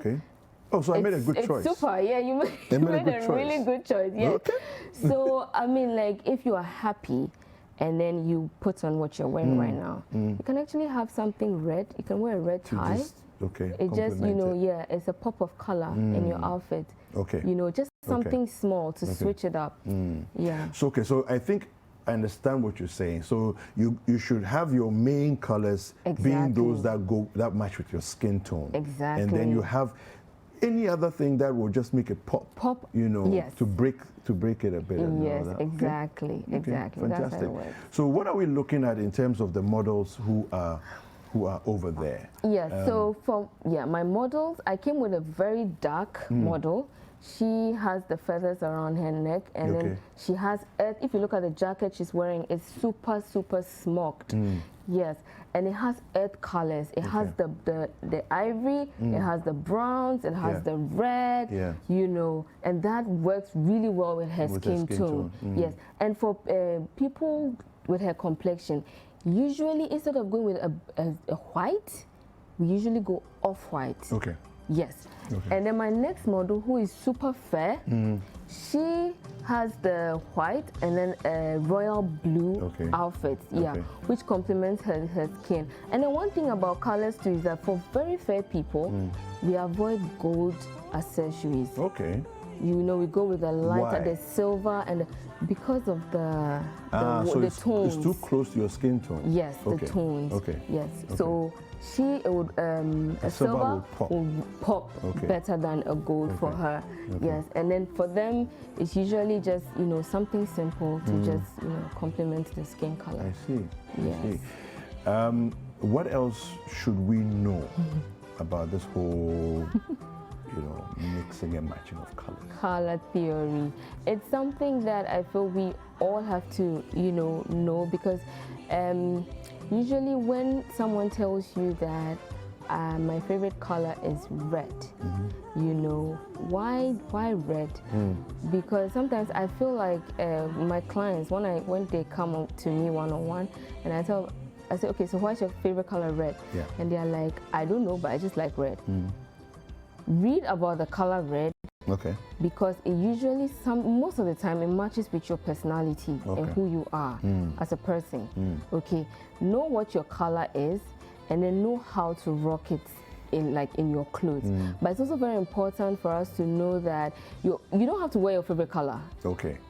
We don't have to? We don't have to wear your favorite color.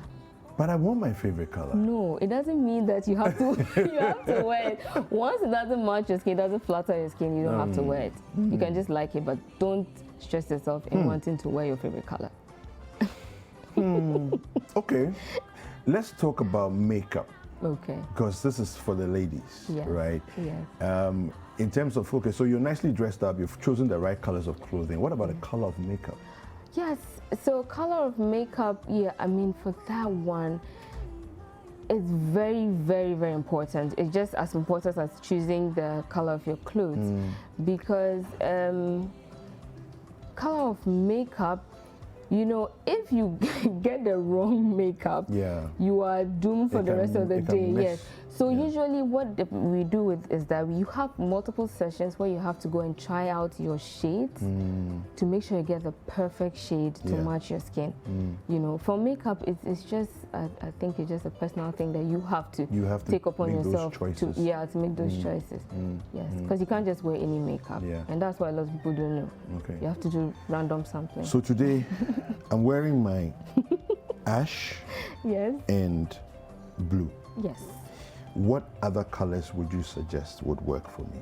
Okay, so for you, I would pick cool colors for you. Okay. You know, so I wouldn't mind you wearing a lavender shirt. Okay. I wouldn't mind you wearing. I can see it working. Yes, it will work really well with you on your skin tone, and you can try out a ruby. Okay. Color. Interesting. Yes, that just would pop a bit. It's not so loud. Okay. It will just complement your skin nicely. And then the last color I can recommend for you, let's say emerald, but a shade of emerald. Interesting. Interesting. Yes. So, let viewers, as you're watching, if you have any questions for us, you have any questions for Tina, please send them at 0550585832. The hashtag is Breakfast Daily. And let's know. If you're watching on Facebook, you can also comment on the stream below. We'd like to have your questions answered. You want to know anything about what we're discussing this morning. All right, so Tina, does it matter in terms of morning, afternoon, evening, you're dressing up? This that I'm wearing, I feel this is good for the morning. Yes. Would I be okay doing the same thing, even though it matches my skin tone, in the evening? Would I be okay doing the same thing, or should I go for different colors that also match my skin tone? Yes. Thing is, it depends on where you're going or what the occasion is. Okay. You know, this morning you're presenting. It's nice. It suits the whole occasion. But if you have to present again in the evening, I will probably, you know, change the shirt, color of the shirt inside. Okay. You know, because your mood also speaks to us. Yes. Okay. Yeah, the color of your whole outfit. Yeah. You know, it speaks to us. So yes, depending on what the occasion is and then where you're going, the time of the day is it influences the color and the choice of clothes that we wear. So yes. So what you're wearing now probably might not suit what you have to. Okay, so I'm looking at the model, the darker model here, right? Yes. And I'm asking myself that, would any other colors have worked apart from what she's wearing? Yes, a lot of other colors could have worked on her. Okay, so instead of what we have here, what else could we have used? In terms of yes, in terms of what she's wearing. What else could you have combined together? Okay, so I could have given her an earth gold. Okay. That would make her skin also stand out. Yeah. Yes, and then I could have also given her something ivory. We could have also gone for a color like no, not lavender. There's this other plum. Yes, I could have also done a plum for her, which would have also been perfect for her. Okay. Yes. So in terms of color, yes.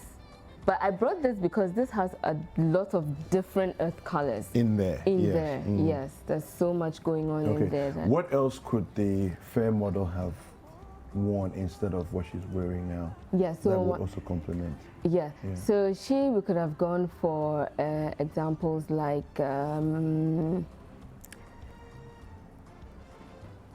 she could have also done the lavender. She could have also done this color, a lot of colors that are going through my mind right now. She could have done blush. Blush? Yes, blush would work perfectly for her. She could have done the pinks. Yes, the very light yellows. Good. Yellows as well? Yes, yellows as well. Now, so let me just jump in here and try and mess things up a little bit. Would red work for her? For who? The fair colored model. Lady? Yes. Red. Or which shade of red, if at all? Yes.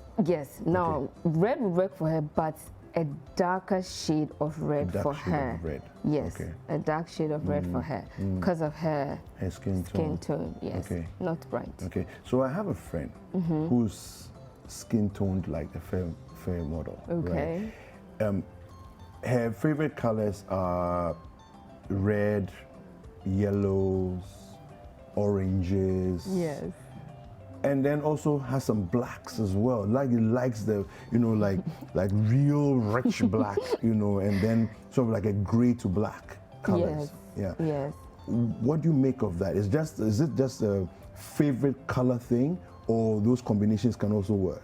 Okay, so she has actually a color palette that she has formed for herself, which is actually good. Like I said, if it's color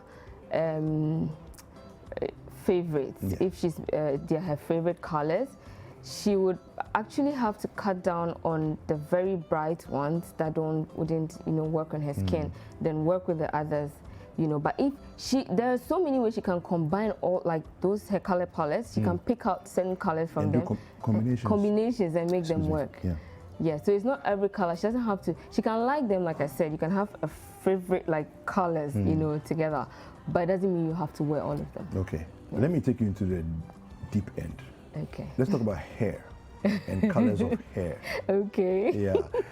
That's the final one. Okay. So you're wearing all the perfect colors for your clothes, for your for your clothes, for your jewelry. What about your hair? You've done the makeup right, everything is right. What about the hair? Yes, the hair is very, very important because I mean, it's a whole look, from head to toe. Okay. So the hair plays a very important role in your styling yourself. And so, I mean, we have different types of hairstyles, a whole lot out there, right? You can color your hair, you can dye, you can cut it, whatever you want to do. But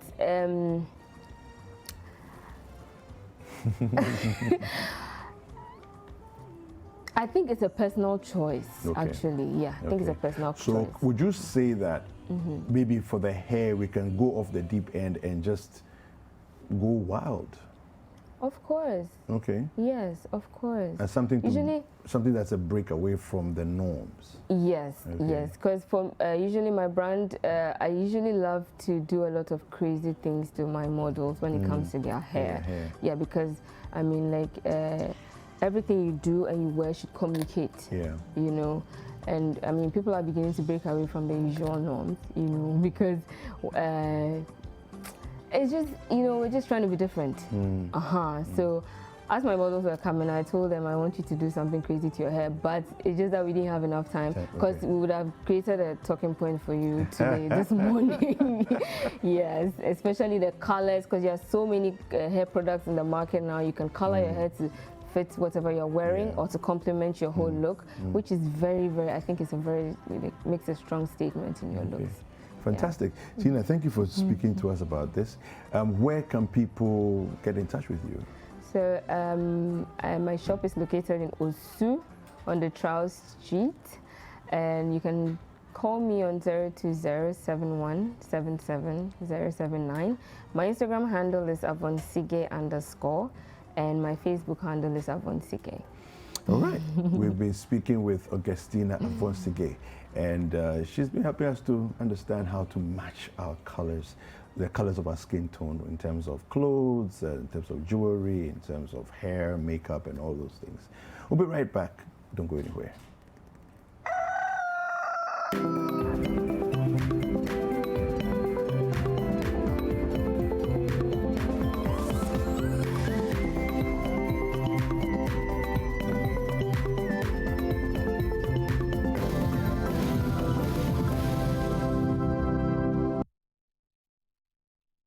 Akua Farms Limited, located in Akropong in the eastern region, is a 1D1F initiative funded by Ghana Exim Bank that deals in poultry. This venture will create direct and indirect jobs for Ghanaians and help Ghana realize the vision of becoming an export-driven economy. A feat that would reduce the over $375 million spent on poultry importation. Like Akua Farms, there are other businesses being set up across the country under the 1D1F initiative, such as Kasadi Ropa, Ekunfi, pharmaceuticals, and more local businesses, which are creating jobs and expected revenue. At Ghana Exim Bank, we call this the Made in Ghana 4P. Produce, promote, purchase, and prosper.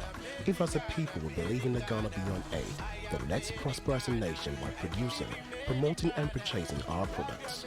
Let's support Made in Ghana, and let's take Made in Ghana to the world. One district, one factory. Ghana at work. Ghana Exim Bank, facilitating Ghana's international trade.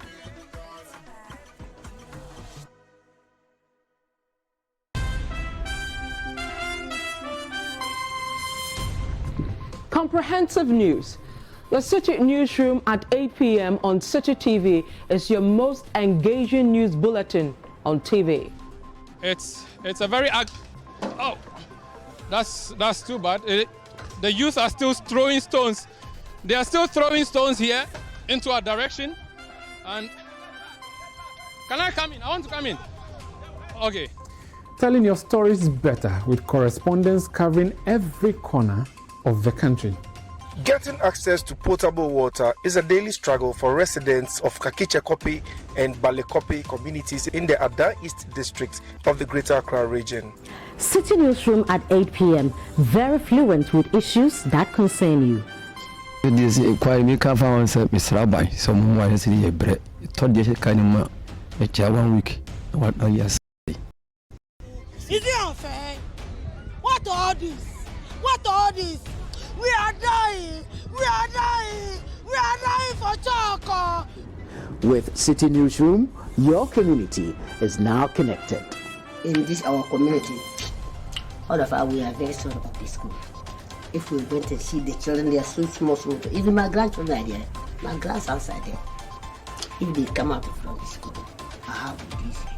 Every day at 8 p.m., Sakyi Newsroom is live on Sakyi TV.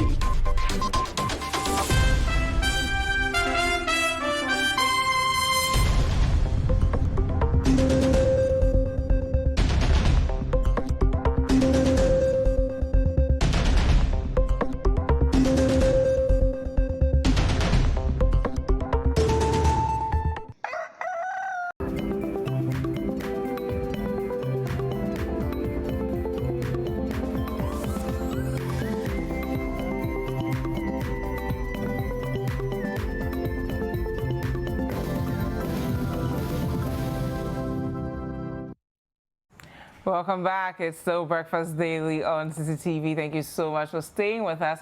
Now we'll be talking about maintaining healthy natural hair. A lot of women have gone natural, and when it comes to natural hair, the products that you put in your hair are really important to maintaining its healthy nature. I have been joined by Emilia Afi Aglevo, who is the community manager of Twist and Lock Salon, as well as Sarah Akua, who's the manager at Twist and Locks. Good morning, ladies. Good morning. How are you both doing? We are good. Thank you so much for being with us. Thank you too. And throughout our conversation, whether if you have any questions, just let us know with the hashtag Breakfast Daily. The WhatsApp line is 0550585832. So I'll start with you, Nyakwa. Tell us a bit about how important it is for us to be intentional about keeping our hair healthy. Taking care of your natural hair is very, very important, just as your skin. You really need to maintain it. A lot of people do it at home, but it's good to go to the salon, get a good wash, get a good treatment, protein, deep condition, or hot oil treatment for the hair to look healthy. Okay. Now, Emilia, what kinds of the different hair, and how do we know which ones we have and how to maintain them? Okay, so there are various categorizations. It's not an exact science, but then it's just sort of like a guide. So there are 4 types, and they are categorized based on like the curly nature. So for like the Africans, I'll say we fall in the type 4 category. Okay. So it's from like type 1, type 2, type 3 to type 4. And then when it comes to the types, we categorize again based on how coily it is. So the type 4 is the most coily type. And then we have 4A, 4B, 4C. So 4A is wavy. It's like coily, but not too coily. And then 4C, which is like at the end of the continuum, is like the one that has the tightest of the coils. Okay, so what are we looking at on our screens here? Okay, so you see that so when you come to the bottom of the screen, we have the 4A, the 4B, and the 4C, and that's what most of us Africans have. Okay. And I think there's another one that shows so how tightly coiled it is or how loosely coiled it is. Okay. So for 4C, that's like what a lot of us here in Ghana have, and it's like it has the tightest coils. Okay. But then, like I said early on, it's not an exact science. Okay. So some people have like different types on their head. So their fronts might have like more tightly coiled strands, and the back might have like loosely coiled strands. Okay. So knowing your hair type is important, but then as we would talk about a bit more, like knowing the porosity of your hair is even more important. I think let's delve right into porosity. Exactly. For the hair type, probably there are so many YouTube channels now, so it's just like great to know your hair type so that you can follow someone who has similar hair to yours, and then to learn what they do to keep their hair healthy. Exactly. But then porosity is like, I think, the main thing to maintaining healthy natural hair, because that would sort of determine the kind of treatments that you need, the kind of products that you should be using, whether lightweight, heavyweight products, and all of that. So porosity basically is about how much moisture your hair can absorb and retain. So there are 3 types of porosity: high porosity, medium porosity, and low porosity. So how do you determine where you fall? Exactly. So basically, there's this test, water test that we do. I think our manager will demonstrate it for us. It's very, very simple. Basically, you just want to know how much moisture your hair can absorb. So for high porosity, you absorb moisture very fast, but then you also lose it very fast. Okay.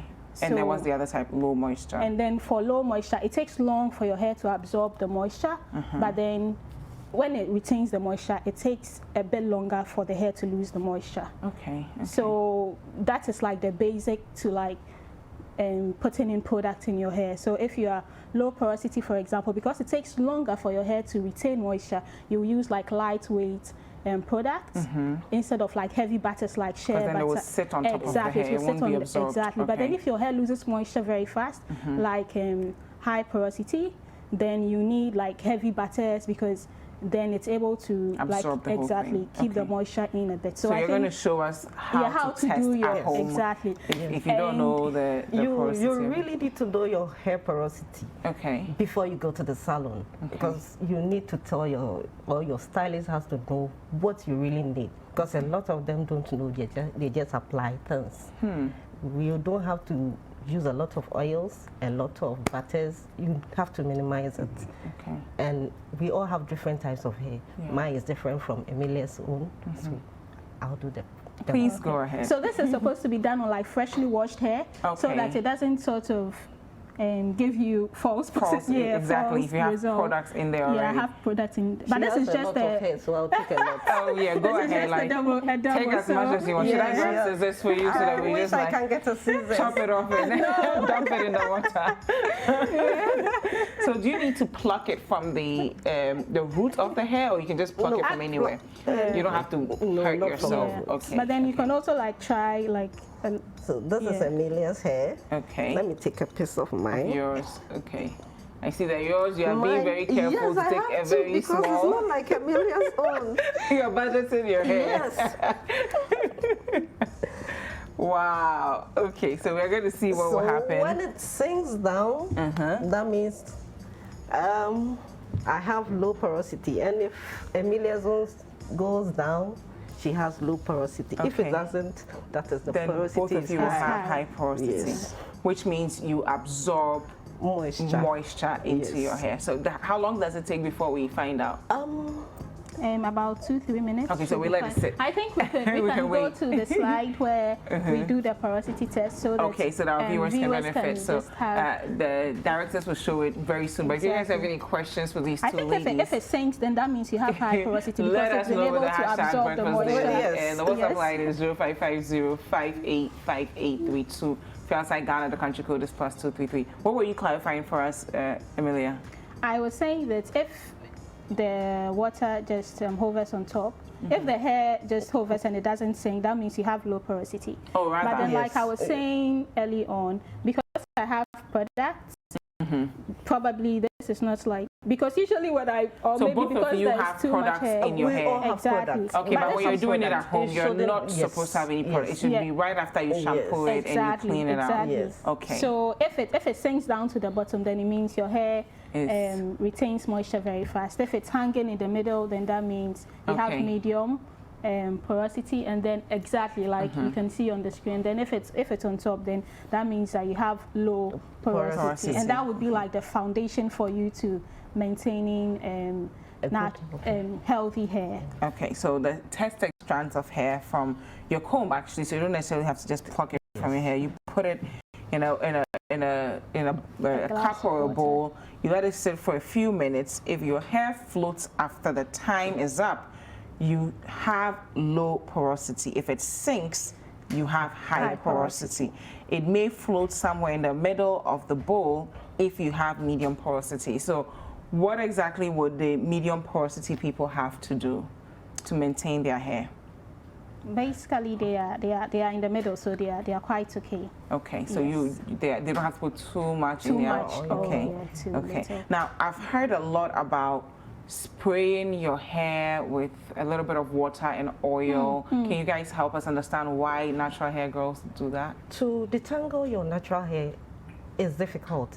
So in order to make it softer and easier to manage, you need to spray it with oil mixed with water. Okay. It shouldn't be the oil alone. And it shouldn't be water alone. Yes. Why? Should be to soften the hair. Okay. The oil is really an agent of detangler, especially coconut oil. Okay. That helps.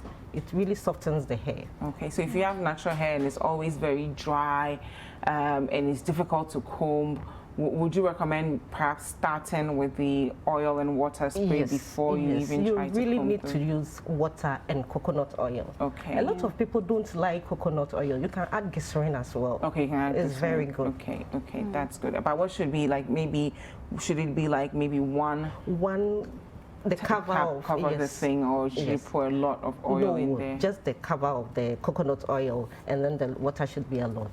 Okay. So but can you just sprinkle it, or you have to spray it? So let's just like a spray bottle. So like usually when I wake up and I want to like freshen up my hair, I just go, you know, I just like spread it on my hair first. Sometimes, like she said, you can have aloe vera in, sometimes you can have coconut oil in, or sometimes it can just even be water, you know, just to soften your hair. You don't want to go in with a wide tooth comb like that. Otherwise you think that it's difficult to maintain natural hair. You have to like soften up. You have to prep your hair. So you spread it with the water mixed with aloe vera or oil, and then you go in with a leave-in conditioner. So that's what we call the LOC or the LCO. So it's leave-in conditioner or liquid. It can also be water, and then we have a cream, and then we have the oil. So some people interchange it. They do the oil first, and then they do the cream. But we like to do the oil last. So we do the LCO. So the oil seals in all the moisture. So like I have already like spritzed in a bit. Then we have our cream. This is what we use at the salon. So it's cocoa. This is the leave-in. So okay, so it has the leave-in there. Yeah, the leave-in goes in first. Before the water or after the water? The water goes in first. Okay. To make the hair soft. And then you go in with the leave-in. That is the L in the LCO. Okay. And then when you're done, you go in with the cream. With the cream, which in this case is shea butter. Okay. Or you can have like some twisting butters as well, which you can use. Put in there. So you go in with the leave-in, maybe.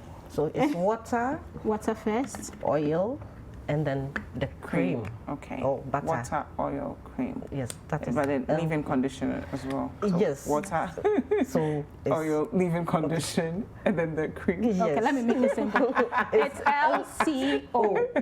So the L is for liquid or leave-in. Okay. But then usually most naturals would want to go in with the water first because it sort of like preps the hair. It. Exactly. Okay. Then you go. Because then these products may sit on sprinkled water. Exactly, so that you can penetrate the hair well. So some people would also just use the leave-in straight ahead without using the water. Is that advisable? No, we advise that you spread it with a bit of water first. So what will happen if you just use the leave-in and call it a day? Oh, it's not completed. You really need the water. A good water base. Yes, the leave-in has water. In fact, the water, your hair needs water as well as your skin. Your skin. So just as you bath, you have to add water to your hair. Because it has to absorb all those things. If anything, we can say that you can even leave the leave-in out and just use the water. Then you go in with a cream, like a shea butter or something, mango butter, coconut, mango butter or shea butter. Then you seal in with the oil. And then exactly. Okay. What is a slip and slide test? Okay, it's also a porosity test. Okay. So you sort of like just feel the strand of your hair. Okay. So you just like pass your hand over the strand. When the hair is rough, that means you have high porosity. So it's sort of like how porous the hair is. So when we say hair porosity, it's basically how porous the hair is. So based on how porous the hair is able to retain more moisture or not. So your hair is not supposed to be smooth, it's supposed to be rough. Especially us within our context. Yes. Exactly. Yes. Okay. So how are you supposed to, do you actually just take one strand or a few strands and just take feel one it? strand. Okay. Just one. Yeah. And then you feel it. Yes. It should be one, then you feel it. And then you'll be able you just to run tell. your hand like back and forth. Okay. Then you feel it. If it's very rough, then it means you have like high porosity. But then it does not mean that if you have like high porosity, maybe you have damaged or bad hair. Sometimes it could be because you've done a lot of heat treatments without, protecting your hair. And other times too, it's just like how your hair is, but then you have to like manage it well with like the right products. Yes, some people think that if you have high porosity hair, it naturally means that your hair is damaged, but that is not always the case. Okay. Yes. So after a few minutes, both of your hair still didn't sink in. Could it be because you have products in your hair already? Exactly. But what's your natural hair state? Is it high porosity, medium or low? I think I am medium to high. Medium to high. porosity. I know mine is low. Oh, really? Because I use a lot of color, you see. And with color, it's difficult to really get a stable porosity. Okay. And if you do color, you need to do a lot of treatment. You have to do all the treatment. Protein, deep condition. Why? Hot, because it loses its nutrients. Okay. So you really need to. Because the chemicals are a bit harsh. Okay. Yes. So you have to do the extra effort of keeping it moisturized. That's the truth. Wow. Yes, if you decide to do color. So if you dye your natural hair, the kind of things you need to do are completely different. Yes, you need to do all the treatment. You color your hair this week, the following week you need to do protein treatment, the next you need to do deep condition, and the next week you have to do oil treatment. Sounds like a lot of work. It's not. Okay. It's beauty. It is. It is. a lot of moisturizing treatments. Yeah. So like with moisturizing treatments, I think with deep conditioning treatment, I think she touched on it a bit. So we have like the protein treatment and we have the moisture treatment. Okay. So based on how your hair is or how your hair feels, if your hair is shedding a lot, then that means you have a problem.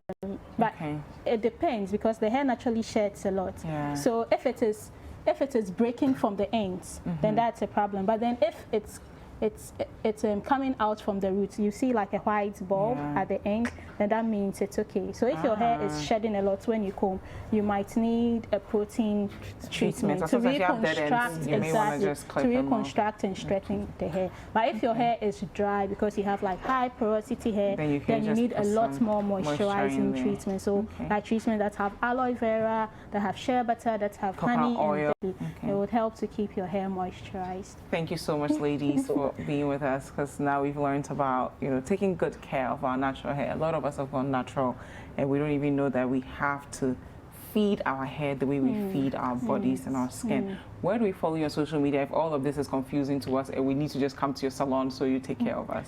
Okay, so we did like a whole series in April, May on like maintaining healthy hair. Nice. So twist and locks, like twists and then end and then locks on Instagram, on Twitter, on Facebook it's twist and then the ampersand and then locks.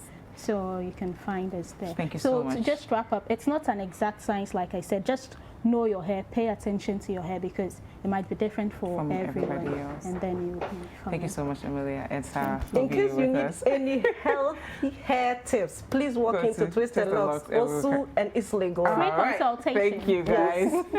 Now there you have it. This is how you take care of your healthy natural hair. Okay, so don't think that our hair, there's a problem with it, it's always breaking, it's so difficult. No, once you understand how to take care for your hair. Kwaku. Yes, and that was an interesting conversation over there. I have been joined by Nanki, who's been giving us some pretty good music all day, all morning. Good morning, Nanki. Good morning, boss. How you doing? I'm good, bro. All right. Just take us back a little bit into your musical journey. How long ago did you get started? I would say music has been part of me since I was a kid. Though it was like a hobby then. But then along the line when I grew up, I knew that that's what I wanted to do. Initially, I wanted to play football. Okay. Yeah, but when I grew, everything changed. Yeah, so it has been part of me. But I would say I started doing music seriously 7 to 8 years, but professionally 5 to 4 years now. Okay. Yeah. Okay. How much music have you put out? I mean, in terms of singles, EPs. The ones that are out already. Yes. When I got signed to this record label, you know, it's a huge one. So I think we've only put in 2 songs out. Okay. Yeah, and we are about to drop my EP. Okay. Which is the next project. When can we expect the EP? Yeah, the EP is coming out tomorrow. Oh wow! Okay. Yeah, God willing, tomorrow. Yeah. Okay. Yeah, we had. We even did the listening session. I think it was the 27th of last month. Okay. Yeah, it was successful. It was great. Help us to understand what went into creating what's on the EP, what we can expect on the EP. Well, basically, the EP talks about our love life and our social lives. And I put in so much in the writing because some of the songs on the EP are personal experiences. Okay. Yeah, so I put in so much in the writing. Yeah, and for the EP, I named it Remedy because I think this selected songs has the solution to our problems, you know, that's our love life and our social lives. That's why I named it The Remedy.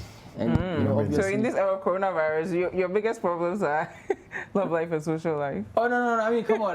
But we still have to live. Yeah, sure. So, yeah. So what was happening with your love life and social life that you needed some remedy for? Not me. Not you. Like the friends around me, the things that goes on around me, you know. Okay, so what were they dealing with? What were some of the issues in their love lives? Ups and downs in this relationship things, and you know. Okay. Some are living happily. So they figured it out. Yeah. So at the end of the EP, we find some things on how you understand. Yeah. Okay. Where do we get the EP? And where do we follow you on social media? Tomorrow. Nice. Yeah, it's coming out tomorrow, and we are dropping the first. And the heavy part is that all the songs on the EP has visuals. Oh, nice. Oh, really? 6 songs on the EP, and all has visuals. Where do we get the visuals? They'll be coming one at a time. Okay, on your YouTube channel. Tomorrow you get to have all the EP, the songs. But Where? On all social media platforms. All the platforms. Okay, Ametam, iTunes. Yeah, iTunes. Dziffa, everywhere. Okay. Everywhere, yeah. And we are dropping out the first video of the EP. Okay. Where did you shoot the video? Kwaku was shot here. Hey, that's nice. They nearly beat us. Why? Why? Yeah, because you know some tags came to us like, yo, we need to pay for the beach. I was like, yo, you guys need to pay for the beach? Yeah, I mean, you have to pay to film there. No, how? You don't pay. Really? You can just take the video. Yeah. Oh, really? You should have, you know, at least. Did you get like a license or something, or you don't need it? You can just go and do your video. Yeah, it's just a video. Yeah. Okay. So I think that what tends to happen a lot of times, because I've been involved in some of these things, is that the young guys on the beaches tend to feel that there's a way they can also make some money. But they have to be nice. They have to be polite. Exactly. But I hope you guys didn't get into any problems. But I'm excited to watch the video though. Yeah, it's like a love video. Yeah, love. So you had the girls there with you? Yeah. The girls were there. Like, you know, it was something crazy. Where do we follow you on social media? Because we need to get the video. You're so excited. Yeah, because the video came out great. And we'll all go onto your YouTube channel to watch. Yeah, sure. So what's your YouTube channel? It's Official Nanky. And I am Nanky. IAMNANKY on Twitter and Instagram. Okay. And Facebook is Nanky, just Nanky. And the YouTube is Official Nanky. Thank you so much. We'll all go and subscribe to your channel so that we get more of the videos from your EP. Thank you so much for being with us. Thanks for having me too. I have some birthday shout outs. Yesterday, actually, I was supposed to do this, so I'm going to read the whole thing. Today, yesterday, 30th September, is the birthday of my lovely wife, Mrs. Marion Deborah, a.k.a. Mama Samo of Brainy World School Kokomimli. Dear, I thank God for your life and for how far He has brought you. May He continue to watch over you and favor you. We love you.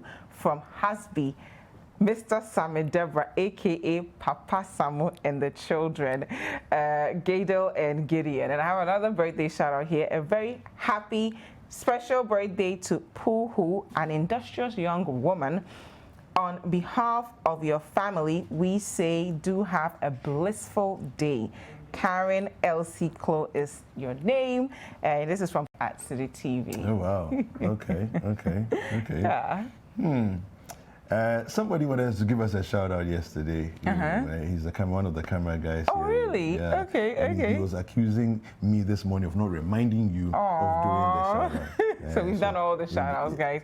Always send the messages in throughout the show. We will be more than happy to send them out. But don't forget that today at 1 p.m. on 97.3 City FM, we have Voters Diary for you, as well as 3 p.m. on CCTV, we have Voters Diary for you. It's a show that will update you on all the things you need to know to make an informed decision come this December 7th. Yep, my name is David Kwaku Sakyi. And I am Dziffa Ametam. Thank you guys so much for being with us. We will see you tomorrow. Enjoy your day. Keep watching City TV.